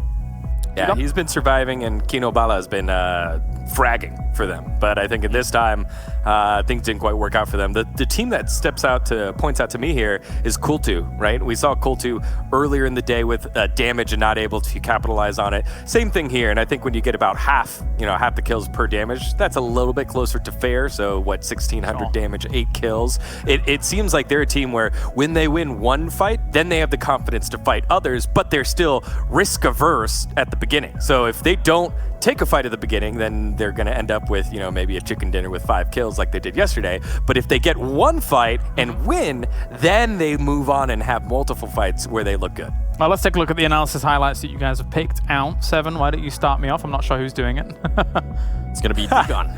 Oh, there you I go got then. this one. So this one is map dependent, right? The Kendi, the map that everyone's not very comfortable with, but on top of it, way northern circle, and we're following along here with A7 and XQG. XQG, pretty solid placing, possibly could push for a 5th place finish. They were in conversations being that 2nd place finish, but results like this forcing them to slow down a bit. I think here XQG gets a little bit too greedy to want to win this fight. They're already in the blue, they're way outside the zone, they're gonna need to move at some point. They lose one member, and then everyone's kind of waiting. Then Easy tries to get himself out, gets blown up by the vehicle, and Alpha 7 just stick together, and that forces all of XQG, including AZ from Arizona, getting finished off. And because of this, XQG missing out on the opportunities that a lot of their peers on the table are taking and moving up the ladder. When you look at teams like Tempo Storm, teams like Cloud9 that have been shooting up, XQG, after their break, have been pretty slow today. Kind of unfortunate for them to get caught out on the rotation there. And let's take a look at the overall rankings. We have still Loops at the top. They're not moving just yet. B4 though, and Cloud9 have one more game on their 60 tank to go. And then of course, they're going to be playing on the last day there, 4 out of the 5 games. And they're trying to excel with the points earned as Cloud9 is rapidly catching up for that 2nd place. Seven, what do you think? I think Tribe Game is actually pretty happy by the performances they're seeing right now from Team Queso. With the performance the Tribe has been able to have, they actually propel their points per game to 9.2. It's still lower than Pittsburgh Knights, and it's still lower than Team Queso, and a little bit higher than Cranberry Albatis, but it's good to see. And hopefully here coming into Erangel, maybe they can go ahead and go for another win with high kills, or at least high placing with high kills. That'll be great for them. Kultu, Ace1 and Alpha 7 constantly trading places in that 13th through 15th mark, whilst Trem Caretta and Omen Elite will be waiting on the sidelines here for the moment, trying to get into that top 10. It would be nice for them to try and breach into that first page here for the PMPL Americas, and then maybe you can strike at the top 8. That would be very, very nice, but there's not much time remaining. Let's take a look at the schedule, because there's not much time remaining as well. Today we have one Erangel to go here for day number 14, and then after that there's only 2 more days remaining. Jeez Louise, it's been quite the adventure so far across these 14 days, but Cloud9 in the past couple has been blasting out. Double chicken dinner today for them. And Seven, we're going on to Erangel. Do you want to hit that drum again, or? Yes, I do. I know earlier I said Cloud9 could go for the back-to-back in Erangel, and then I chose my mind and selected Tribe. I think on this one, I might stick with Cloud9. I think it would be good for them to go ahead and get that win on Erangel. I think it would be great for them to get that win. I mean, look at their form, mate. Look at their... It's like, all jokes aside, look at the form. I all of a sudden like went from professional to just be like, mate, I'll tell you what. Look first at place. First place. What was it? 2nd place into first place. Just Digon. They've been blasting out of control. Yeah, they have, and it's just impressive to watch. I think the team that I'm looking for here, I don't know why. We haven't seen a lot out of them yet today, but I'm ready to see a spotting of Six God, Sixless himself, and the rest of Grunto Gaming. I think there could be something here where this is the map that they're comfortable with. It feels like earlier in the games they've been killed on rotations, not in gunfights. Give them a couple gunfights, and I expect Grunto to get a blessed by the circle, Aw. even gunfights catching others in rotation, and we might see a Grunto chicken dinner. All right, I'll throw that one out. That's a bold claim. I like the bold claims. I like it. That's cool. Yeah, well, we have other analysts here that like to make bold claims that a team that isn't playing today will get passed by the team that's playing 5 games today and only All down right, by all 2 right, all points. right. There's others that make those predictions. And you just can... Now, Kyle, you know our predictions here. What are you going to be going for? What? Why me? Who's your team? You know Yeah. what? Wait. Better not be Ace, please. Let me do this first, all right? I'm going to talk about the PMCO, all right? Like, yeah, you guys can sign up. Go sign up and enjoy yourself there as well. All right, back to the predictions.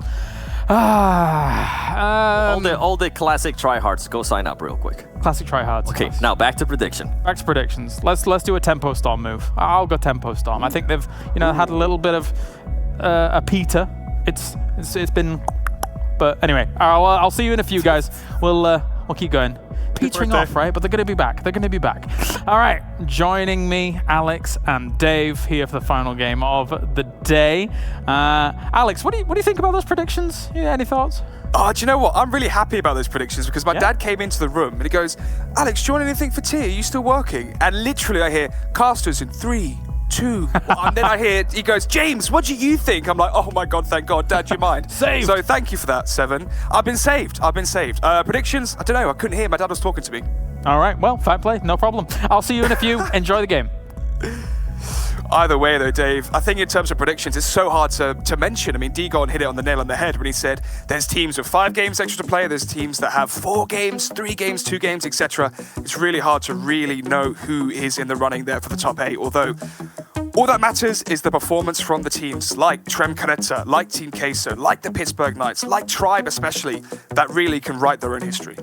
Yeah. I mean, Kalar's putting their eggs in the basket of Tempo Storm to get the final chicken dinner of the evening. And then, Degon saying, listen, everybody in the chat, Grunto are getting that chicken. I mean, I can't believe it, Alex. Degon saying if Grunto don't get the chicken, he's giving away 600 UC to everybody watching today. So, I mean, the confidence level is coming out from Degon right now. Insane. And getting into this game, Zarky, you got called to. They're going to be dropping right on top of them. B4, once again, the plane ending over Novo. Yep. So it's looking good. It's looking good for a lot of these teams.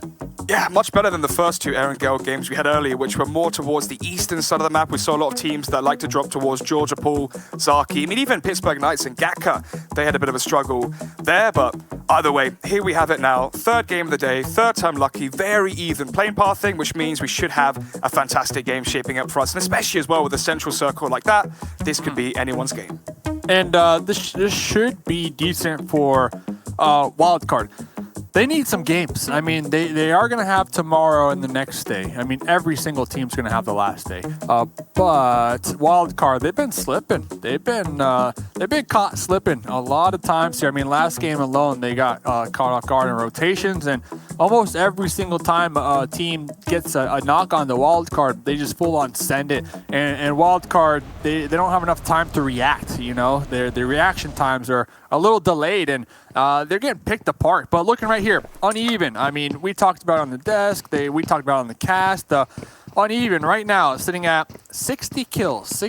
Beowulf with 70 kills, Pyro with 54, and Adar with 65. So uneven, definitely putting up a lot of numbers here today. The day before yesterday.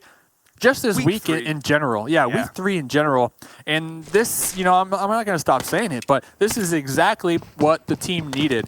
And, looking at all the other teams, at least from North America, Cloud9, they're the only squad to actually make it to the finals in Malaysia, where you were or where I was. And, they got taken advantage of. I think they got 1 chicken dinner, but besides that, that was it. I mean, teams, they steamrolled Cloud9. My point being, this time around, Cloud9 are looking a lot healthier. They're looking a lot stronger. And they have that experience with on the world stage, competing against teams like Bigatron and, all the heavy hitters. So I'm 100%. I'm looking for Cloud9 this year, Alex. I am. Yeah, Bigatron. I've never seen a set of twins so scary in my life before. Saxy and Luxy. But yeah, I mean, experience is a great thing to mention. You could see it really colorized when Carnage joined the roster for the Pittsburgh Knights. Yes, week 1 they're a bit shaky. Yes, week 1 it looked a bit rough for them, but coming into week 2 and 3, we really saw the Pittsburgh Knights start to flourish. Oh, Team Queso though.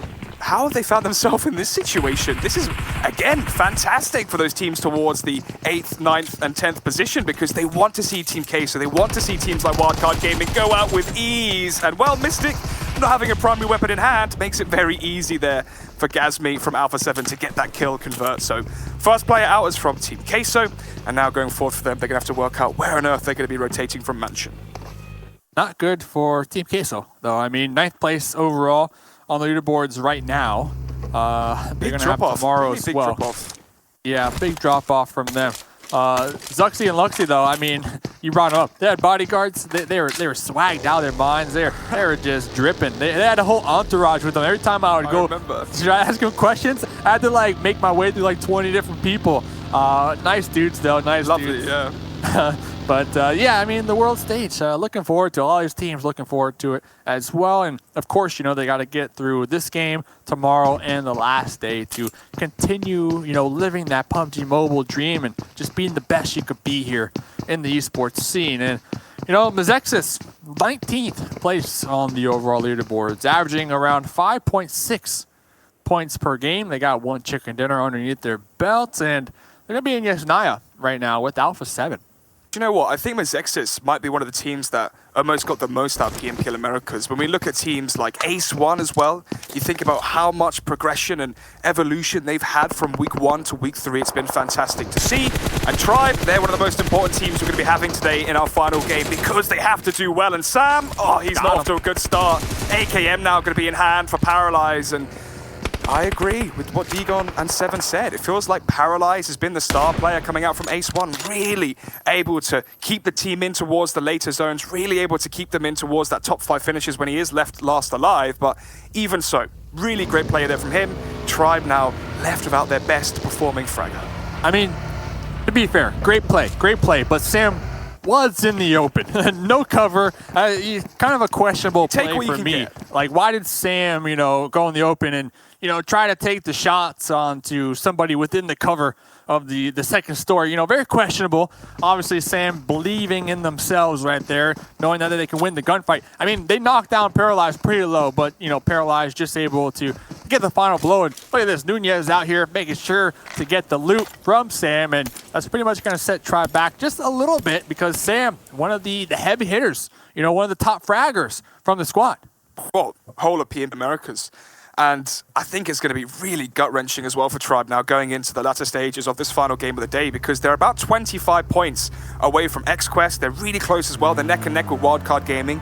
Yes, there's games to spare, I understand that. But either way, if they did have the chicken dinner with a really strong performance here on Erangel, they could get up to that 6th position, and then they would feel so much more relaxed coming into tomorrow when they may not be playing the whole day. So for Tribe Gaming, not the best start for them. Either way, though, let's see how the rest of this game does shape up as we're finally seeing players as B4 starting to rotate away from Novo, 7 minutes in, so that's quite late for them typically. And then towards the western side, C9 now just north of Everest. They're towards South Georgia Pool, who still are yet to rotate. But then again, they're inside the zones, so they can be a little bit more passive. Yeah. And just so everybody knows real quick, all these stats, all these numbers, everything I'm spitting here, straight from the game, you know, the API. So undoubtedly 100% true. Because I see a couple people in the chat, they're always like, you know, where does Dave come up with this stuff? Where does Dave get this stuff? And just putting it out there, just making sure people are aware. This is the real deal. And looking real quick at the real deal, total damage, just total. You know, out of every single game so far, Loops, they have around 62,000 damage. Right behind them, Tempo Storm, 59,000 damage. So it's interesting. I mean, Tempo Storm, they got the second most damage in total, but they're in 4th place. So, you know, it kind of goes to show me that it's kind of like similar to what I was saying earlier on with Tribe, that they get a lot of kills or they get a lot of knockouts, but they don't finish them off. You know, they don't get those additional points. And at least in Tribe's stake here today, they have 100% corrected that because, you know, Tribe, they take the fight and they make sure to get the flushes and not lose and not leave those points on the table, especially now. I mean, we got 2 more days left, Alex, and then we're done. Yeah, I think a really good point to make as well about the damage for Tempo. Almost feels as if a lot of it came in that second week, especially the first 3 days of that second week when they had all those chicken dinners. They just propelled themselves up the rankings because week 1 it was, where's Tempo Storm? Where's Cloud9? And then week 2 it was Tempo Storm. Whoa, they've woken up. And now week 3 it's like, okay, now it's Cloud9's time to wake up and show us what they've got. So for Tempo, quite a slow start, but as you said, second highest overall damage, and a lot of it coming from that week 2 madness that they have, which propelled them to the top. Yep. So in terms of the top, though, not really any teams there towards Style, but the most northern team that we have is Wildcard Gaming. But of course, they always drop towards Savernis. So that makes sense, as Culture now starting to rotate actually really close to Wildcard Gaming in the north. Yeah, a lot of interesting rotates coming out right now. I mean, you got Digon sweating on the desk right now. We got Grunto pulling on out of shelter. They look to be running into Tempo. We were just saying, Tempo, the second best damage throughout the PMPL Americas. So definitely a squad I would want to stay far away from. Same thing with B4, and B4 are to the north of Grunto. So Grunto are in quite the predicament right now. Yeah, it's not the best situation for them, although Grunto have really shown us some surprises so far in PMPL Americas. In terms of rotations, Trem Caretta furthest towards the east as they're going to be entering in towards Yasnaya, as that is inside the precipice of this phase 2 circle. Towards the west, we have C9, but let's forget about that for now. Hold the phone, Dave, because AZ, oh dear, he's going to be walking into a trap as just above him. I don't think he realizes there's a player above him because he was shot from Seagull. Yeah, he has no idea there's someone just sleeping upstairs. I mean, does Sika have the Tommy gun again? I mean, I would be amazed. Not really, because Sika's just been popping off with that Tommy gun, and it's like if you see Sika, you definitely have a Tommy gun. And AZ, oh, spotted by Bemo and XQ. I mean, last game, didn't they get taken out in 16th place as well? Oh, I mean, of course they're still in the game. Don't get me wrong, but losing AZ this early on, it's not going to help their case here. Yeah, and he's actually one of the best performers for XQuest Gaming as well. So losing him so early is a very similar point to make as we saw from Tribe losing out Sam. And it's a similar affair too. Players just rotating without the pure knowledge, without pure information as to where teams are located inside compounds, getting a little bit too greedy with that information, being too free. Yeah, not only that, possibly, still just looking for loot. I mean, let's be real, still looking for loot. So it is going to be interesting to see, where XQ can place further on, because just speaking about them in general real quick, just a little update, EZ is still in school. So EZ is kind of separated right now by Tribe, right between them in Rozhawk with the members. Then, Dave. I was like, really? He's in school? He's inside the cert? And then it clocked. Then I realized what you meant. Yes, he's still inside school. I think. Oh, he's playing really, from. Yeah, I was like, wait, is he still sitting his exams? I thought everyone got their predicted scores. Anyway, I think a really good point to make actually about that Tribe and AZ exchange was AZ was running around freely inside of Rozhawk, and I actually made a mistake there from not looking at the minimap, seeing where the rest of XQuest Gaming were, but surely rotating to Rozhawk, and Rozhawk is inside phase 2 circle. How do they not anticipate that Tribe is going to still be there? At least one player scouting it out. Yeah, exactly. I mean, Tribe, there's a couple areas, on the map that, by now, we're 14 days in, you should know who might be occupying it. Pachinki, you got Tempo, Rozhawk, you got Tribe. I mean, you go to South Georgia, you got Cloud9. And actually talking about this zone, wildcard, they did push out of Saverny. Cloud9 taking up the crossroads right on over there, right near that crate over where. I mean, Cloud9, I said it like in game number 3, they're the team with the most crates acquired. And it's kind of insane. It always lands near him. Yeah, it always lands near him. So it's not even like they're hunting him down. It's just, it happens to just drop right on top of them. So talk about luck. Yeah, Trem Caretta as well going to be getting a crate too. So they're going to have that tier 3 armor and potentially the AWM. And a map like Aaron Girl is very prolific for a weapon such as that. So as we have Tempo Storm now going to be rotating out of Pachinki, coming in towards Rozhawk. They might actually see Tribe Gaming in a few moments. Ace 1 as well, just across the bridge in front of them. Although it seems like Tempo made his way out here towards this compound and just see out the lay of the land and work out, are there any teams below us, i.e. Tribe, that have to make this rotation? Maybe we can gatekeep it for a few minutes. Yeah, this new shift, this new circle, major trouble for a lot of these teams out there. to the east because you have that nice little inlet between Rosshawk and this new circle. There's two little, rinky bridges, really thin bridges, and then there's that big thick boy near, Naya. And, that thick boy right now is going to be pretty much camped by B4. And B4, they have sight lines on the thick boy and that little tiny skinny one that we saw Tempo making the push up. So it's going to be very dangerous for these teams down here in the south.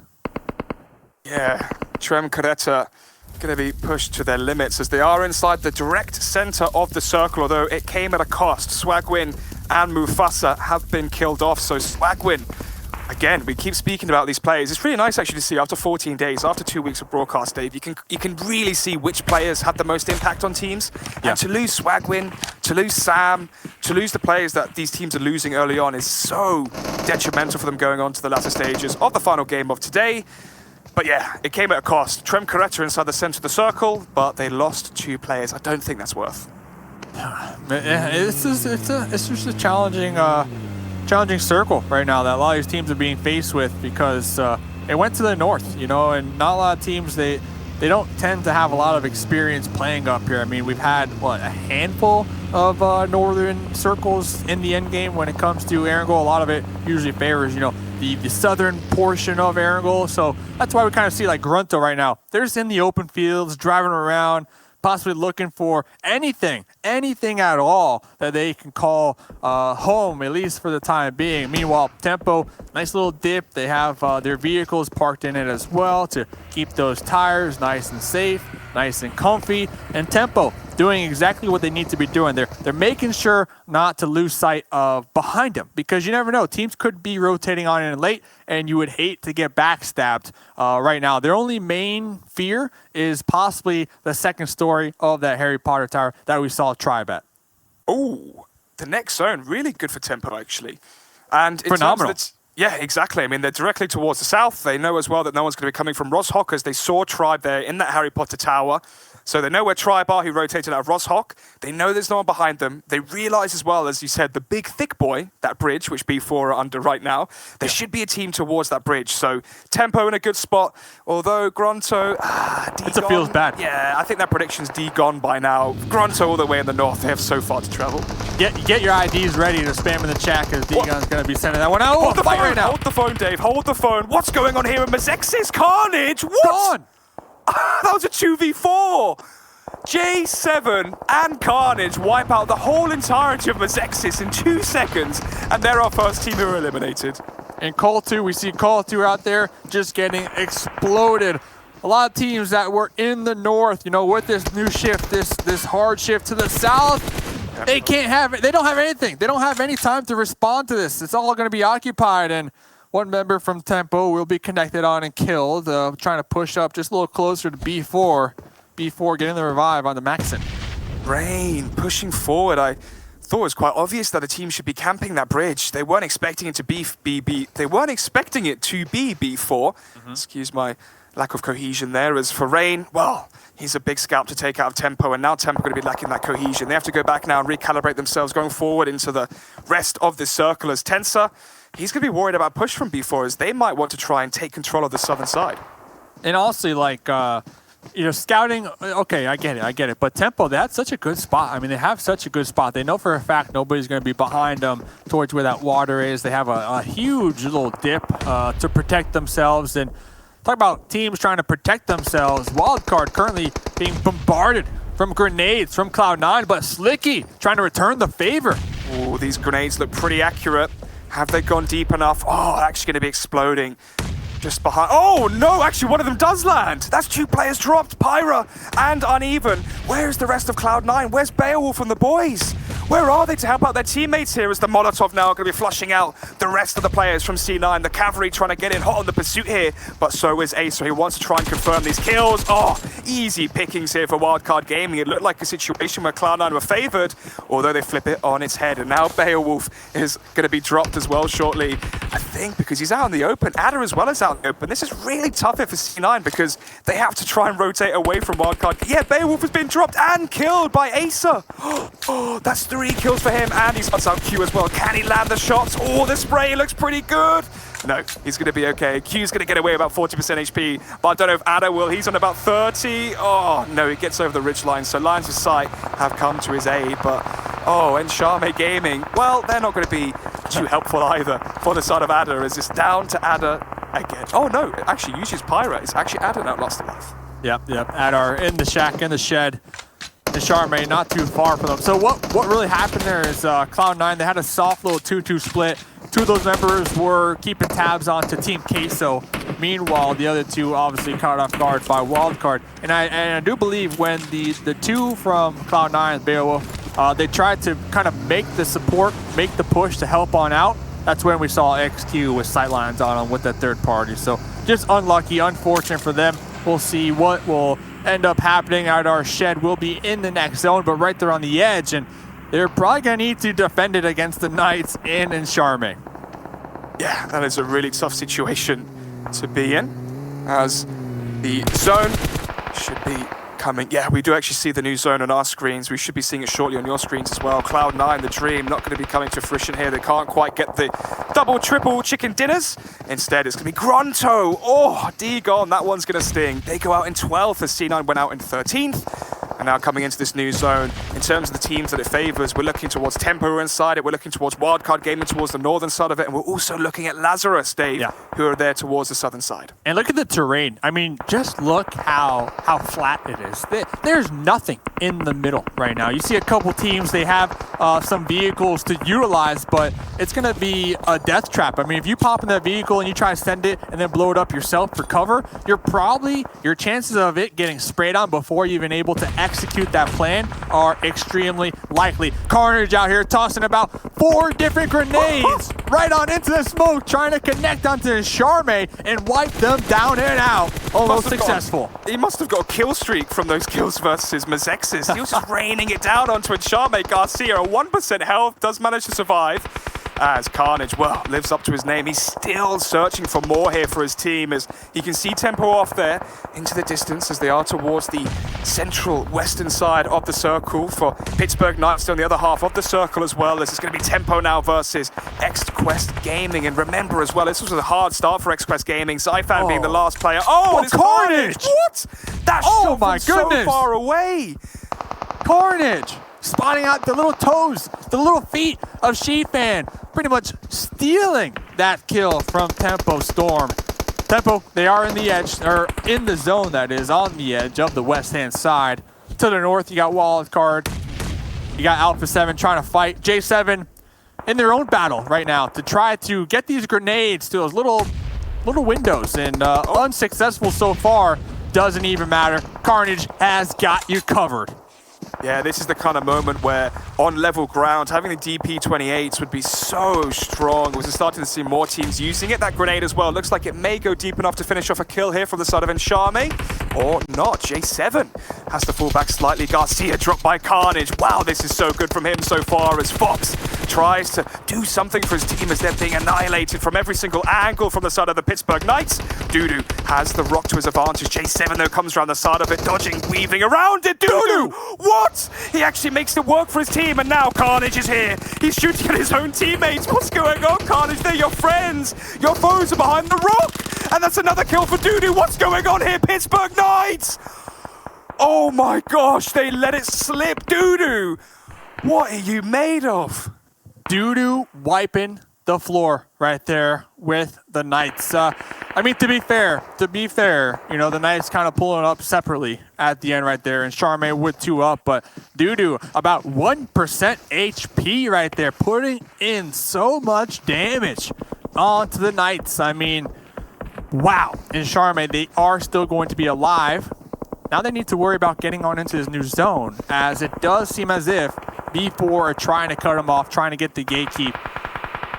Regardless, that was a remarkable play from Encharme. Unexpected. Yeah, so was Tribe going out in 8th. So poor final finish there for Tribe at the end of the day. They did get a few kills, but they're going to be gutted about not getting the placement points as well. B4 have had some casualties, make it a few more. Whoa! Here comes Lazarus! What is this game so far, Dave, has been immaculate from start to finish. B4 now just left to Pedro.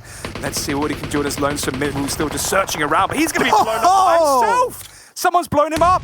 I'm not Paris sure how Boy. he died there. It doesn't come up on the kill feed. He did get a run over though onto Paris Boy, and E4 they're still alive and kicking. I mean, this is the terrain. Teams, they have nothing to pretty much use in their favor. That's why we start to see them just straight up in the vehicles, just, you know, cruising around, trying to get some runovers, trying to get any type of terrain advantage that they can get. And like we see right here, Irish with the vehicle, with the rock, but that's it. Like, that's all they have to their name right now. Exactly. Team Queso going to be dropped out in 7th, and now that leaves us with Wildcard Gaming, Tempo, Alpha 7, who've been quite quiet. Let's see if they can have a strong finish. I spoke about them earlier. Lazarus with 1 player, B4 with 1 player, and Charme Gaming as well with 1 player. So this is really looking like a strong game here from Alpha 7. We've seen them have their wins on Erangel before, as Pedro gets another knock onto Encharme Gaming, eliminating them.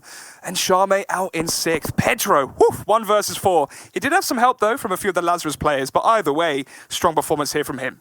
Yeah, and that distraction from the Knights onto Encharme, 100% helping out Tempo, because if you can recall, Tempo, they were locked down. They were pinned down by Carnage, who was just spraying out there in their distance. And oh, Slicky though from behind saying, hello, Alpha 7 is going to get connected on themselves, but we need the support right now from Spring. We need the support from Acer. You need to toss out some grenades. You need to get these kills on the Alpha 7. It's now or never. Yeah, especially with 2 knocks. It's a 2 versus 3. Slicky, though, going down. That was really strong there from Abdul to get the trade drop down, which denied the push there from Wildcard Gaming. And now for Spring, do they make the push? They're currently outside the zone. They have to get inside it. Alpha 7 is the only team inside this new zone. It's phase 6. Abdul goes down, but so does his teammate. Sorry, Spring goes down. Slicky, has he been revived here? I think he has. Yes, he has. Ironically, he's going to be the one to bring back up to Spring. Now, 4 players still alive, though, for Alpha 7. They're going to go for the revive now onto Abdul. Tempo, Stormer catching a whiff of this as well, and maybe they want to go for the third party.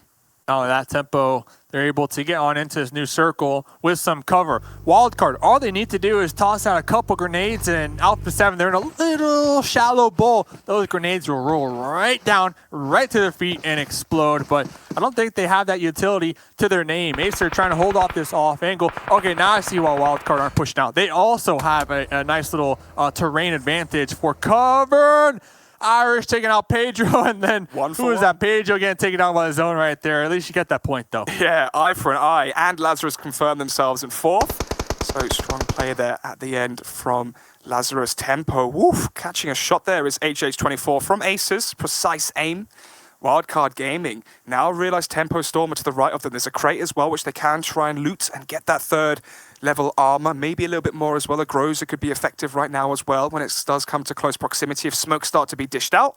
Either way, though, Alpha 7 in the strongest position as they are inside the zone, and now it's starting to constrict. Now it's going to be forcing the hand from these 3 teams as Tempo, they're going to be down to 3 players. Alpha 7 still with 4. Wildcard Gaming with 3.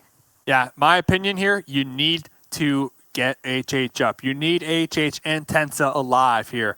In the end, if you want to get that dub, if you want to get that chicken dinner for Colaris, because you got Wildcard out there. They're in the little dip. They have the cover. And then you got the 4 members from Alpha 7 also with cover. So, okay, the revive, successful. HH is going to be back up. They have that crate for cover. You got the snakes up there to the north. And Alpha 7 are going to be in this next zone. They don't need to move. They don't need to move at all here, Alex. Yeah, now we're down to the calm before the storm. This should be the last circle in phase 8, and with 35 seconds remaining before it does come to fruition, Wildcard Gaming need a strong finish here. We have to mention as well, Tribe Gaming are really neck and neck with Wildcard Gaming currently in the overall standings. So for Wildcard Gaming to have a strong finish here would cement them even strongly in that top 8 as Tempo try to supple up a few of the players here from Wildcard Gaming with the grenades, but the shrapnel doesn't connect. Wildcard Gaming still looking strong.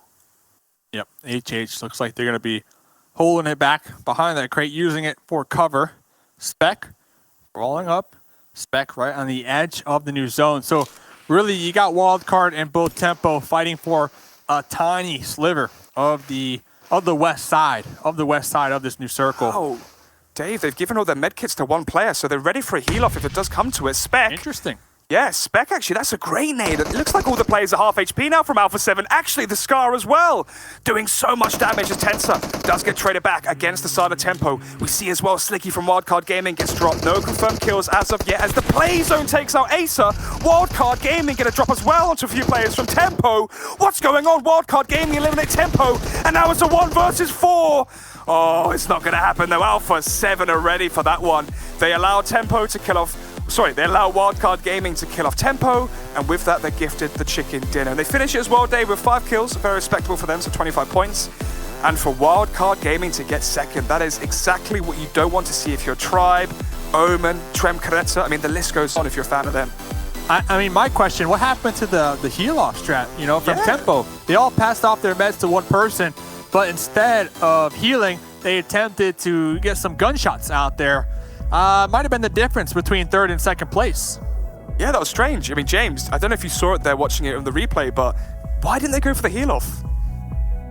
Quite sure. It was not quite sure why they didn't do that, but I think one thing that really shows for me for that final circle, Alex, is the importance of having utility and keeping it kind of for those crisis moments. If somebody had some grenades, if somebody had some smokes, if everyone was clean out. There was like 1 grenade at the end, right? But that's it. Yeah. Yeah, it just feels like that might have been the most action-packed game we've ever had. I mean, me and Dave, anyway, we've ever casted. There was action from start to finish, and the players were just out of utility, as you said.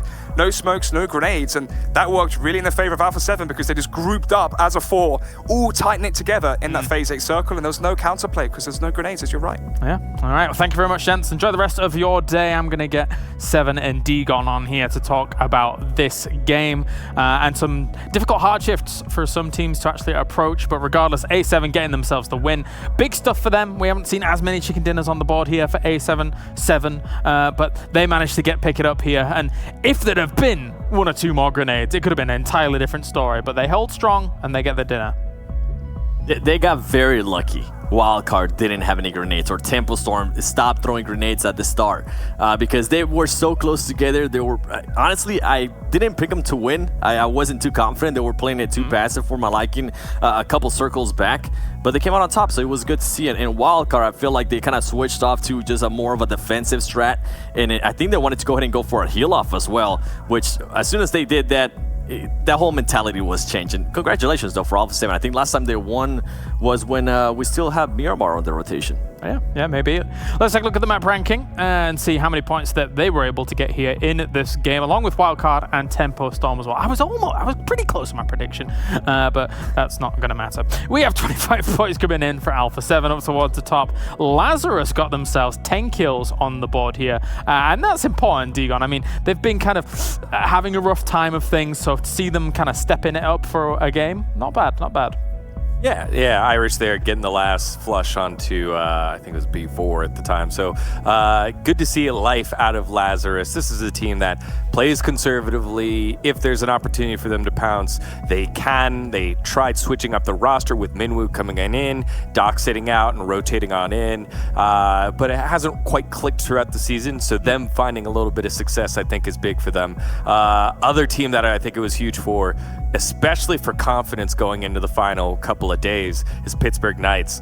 Carnage going off, and it could have been even greater if they didn't fumble away a couple of opportunities. But man, 12 points there to slightly stay ahead of Team K, so that's going to be a close match to watch for that final and 8th spot. 9th through 16th, Tribe Gaming get themselves 5 points on the board after their victory in one of our previous Erangels, and then we have Cloud9 with the 4 points. One of the worst games here throughout the 3 days, but as if it really matters, because they've just been playing phenomenally throughout our last 3 days. And that's how the standings look here so far. A difficult circle for a lot of teams towards the end there, 7. We were mentioning, I previously alluded to some of the hard shifts that actually occurred throughout this game. And just in that area in general, there is not much cover to actually work with throughout a lot of that. Yeah, and something we'll be breaking down later is pretty much the hardships. I think Grunto was one of those teams that just got so unlucky with the hardships, man. It reminded me of whenever Omen Elite switched things for Sute, and they were not having luck with the circles either. You'll be able to see it, don't worry about it. For right now, I think we're going to be seeing at the team stats, and it's going to be interesting to see what Alpha 7 was able to put up in regards to damage. I'm using that crystal ball again. You know exactly what's coming up. It is the team stats. Let's take a look at that and see what they did in terms of the good old numbers. We see not huge amounts of damage coming out, 1,100-ish in total, having to heal through quite a bit of these moments. But I think one thing that afforded them great position towards the end, I mean, not only the circle was in favor of them, Digon, but the fact that they had a decent amount of vehicles to set themselves up, a kind of barricade, really helped a lot. Yeah, and Alpha 7, I think, was one of the higher risers of the day. It was Alpha 7, Ace 1, and Cool 2 BGBG that were all kind of stumbling on top of each other, but they got themselves in a position now to close the gap against Omen Elite for 12th place, and because now they have the same amount of games played. And Alpha 7 is a team that during scrims was willing to, like, moderate aggression, moderate gunfighting skills. And right now, I think what we learned from this league, it was all about gunfight. It's mainly about gunfighting, and those teams that were willing to take fights and win fights consistently are the ones that you see in the top of the leaderboard. So good for Alpha 7 for joining that party. Yeah, definitely. All right, for one last time today, crack open your 5th Mountain Dew game fuel of the day, and we'll take a look at some of the moments coming in from this game. A lot of moves up towards that northern position that the circle had to afford for People 7. What do you make of it? Yeah, and one team that actually we were hoping they would have a great day was Trem Coretta for a cow. They had a really bad day. They're going to go ahead and give a chance to teams like Kremrel Betis, Team Castle, Pittsburgh Knights. Now they're going to be fighting for that 8th place. And in regards to Culto BGBG and Alpha 7, I think those teams are kind of also fighting for pride, right? They want to go ahead and make it at least to that first page. They want to be in that top 10. It would be nice for them to go ahead and at least have that if they don't make it to top 8. No holds barred from 7 today. He's got tables, ladders, and chairs. He's using all the weapons. But no, you're right. I mean, Team Furacao, we've seen them get themselves some good days on the board. Just today was not one of those, unfortunately. Let's take a look here for map 5, Erangel, and quite similar damage for some of those top performing teams here, Digon. And you mentioned Pittsburgh Knights able to do quite a bit despite not getting the placement points. Yeah, and that's a bit of a bummer for PK because they had so many members up as they took on that final fight and weren't quite able to finish it off, and the damage numbers I don't think do it justice. Even though they have crazy damage numbers, it could have been even higher for them. Taking a look at some of the numbers here, Lazarus with quite a bit. The 10 kills that they got, 7, as we previously mentioned, are very important for them. I don't know whether they're going to be able to push into, say, the first page, for example, but still, I think when you're representing an organization like Lazarus, for example, it's a big organization. You want to be able to try and, have that little bit of a upswing on the end of the tournament to show that you're worth it going into potential future PMPLs. Yeah, and I think just from a player's perspective, like Russell, one player that we have talked to about pretty much this whole tournament, is they probably want to go ahead and leave a good image just out there. Yeah, because guess what? They might be able to go ahead and pick up by a Nord that might be going to World League, or in the future, they'll just leave a lasting image for the community, and it'll be a place where they can actually not only just grow up as an esports player, but also their brand. Yep, definitely so. All right, let's take a look at the analysis highlights. And Digon, I think I'm starting with you this time. I'm pretty sure. Yeah, you got it right. And a team that tried to get it right is the team that I called out. I made no gambles, I made no bets, but what I was saying is that I think Grunto, given the circle and given time, would be looking good. And you could see here at the very beginning, they're way in the south, they're waiting for the circle.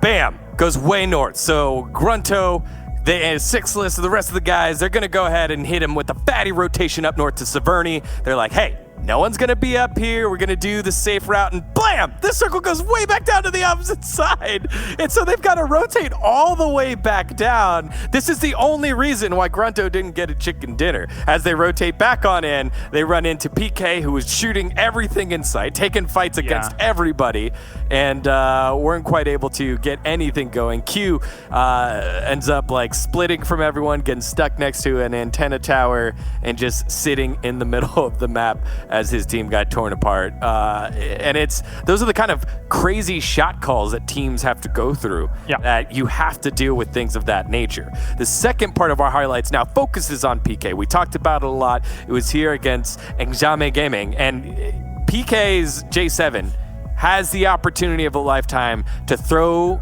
nades into the vent here, but he's looking like a guy at a carnival that can't win a doll for his girlfriend. He throws 5 or 6 grenades, they're all bouncing off, and it fails miserably for J7. Oh man, I just love that reference, Tigan. And right here, even though the other player was in lower health, J7 just absolutely choking some shots there. And guess what? The big man, the big brother, trying to go ahead and help out his little brothers. The bandage dealer, Carnage, not being able to connect on shots either, gets knocked, and then Raver, it comes down to a 1v1. And guess what? PK was not able to win that engagement. So hopefully in the future, they can actually win those.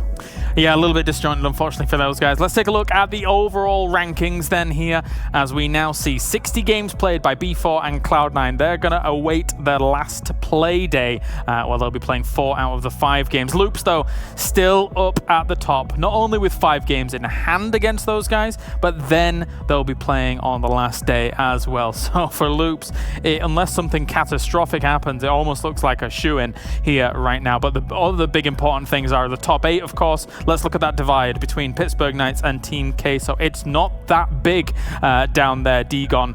So it's still anybody's game. Yeah, only 6 points right there. 6 between Queso and Pittsburgh Knights. And Creme Real Betis, again, huge move on up from yesterday, or from yesterday's performance, and wasn't really separated from too bad from Team Queso and PK.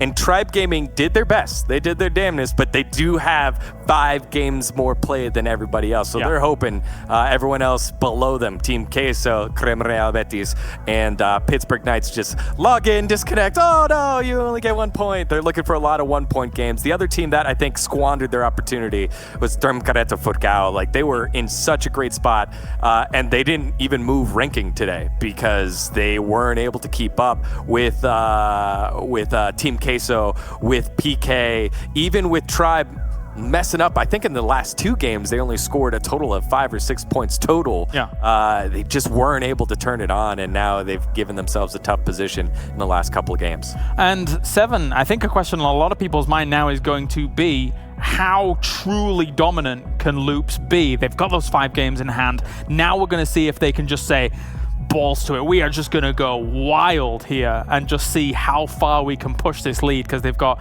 a decent lead right now, and I don't think that's going to be slowing down anytime soon. I'm glad you brought that to me. You brought a smile right to my face as soon as you said that, especially tomorrow with B4 and Cloud9 probably not playing. Oh, I hope they take advantage of this. I hope they leave a statement. I hope they just go ahead and just challenge everybody. Something that I saw before in Malaysia, especially with Bigatron. At one point when they were pretty much top dogs, they knew they were going to end up in first place. They said, you know what? Let's go ahead and show everybody what we're all about. And they went for it. And it was an amazing performance. So hopefully Loops tomorrow does the exact same thing. Or maybe we get some records broken. Who knows? Anything can happen. Make sure you tune in tomorrow. Yeah, fully enough, when that was going on for Bigatron, I was at another PUBG tournament, a PUBG PC tournament, and then I was like, flicking through, seeing what's going on in Malaysia. I was like, what is happening? This was ridiculous. Bigatron, you steal our hearts. All right, well, thank you very much, gentlemen. A huge pleasure to be working alongside you again. I'll let you go and enjoy the rest of your day, as we are done here for day number 14. We only have 2 more days left. Tomorrow is when we have our final round of group play, and then in the final day, every single group will play, alternating, taking turns of stepping out, of course, here to find out who is going to become our champion, who's going to get that top 8 for World League, who's going to walk away with all the money. We shall see you tomorrow, same time, same place, for more PMPL action.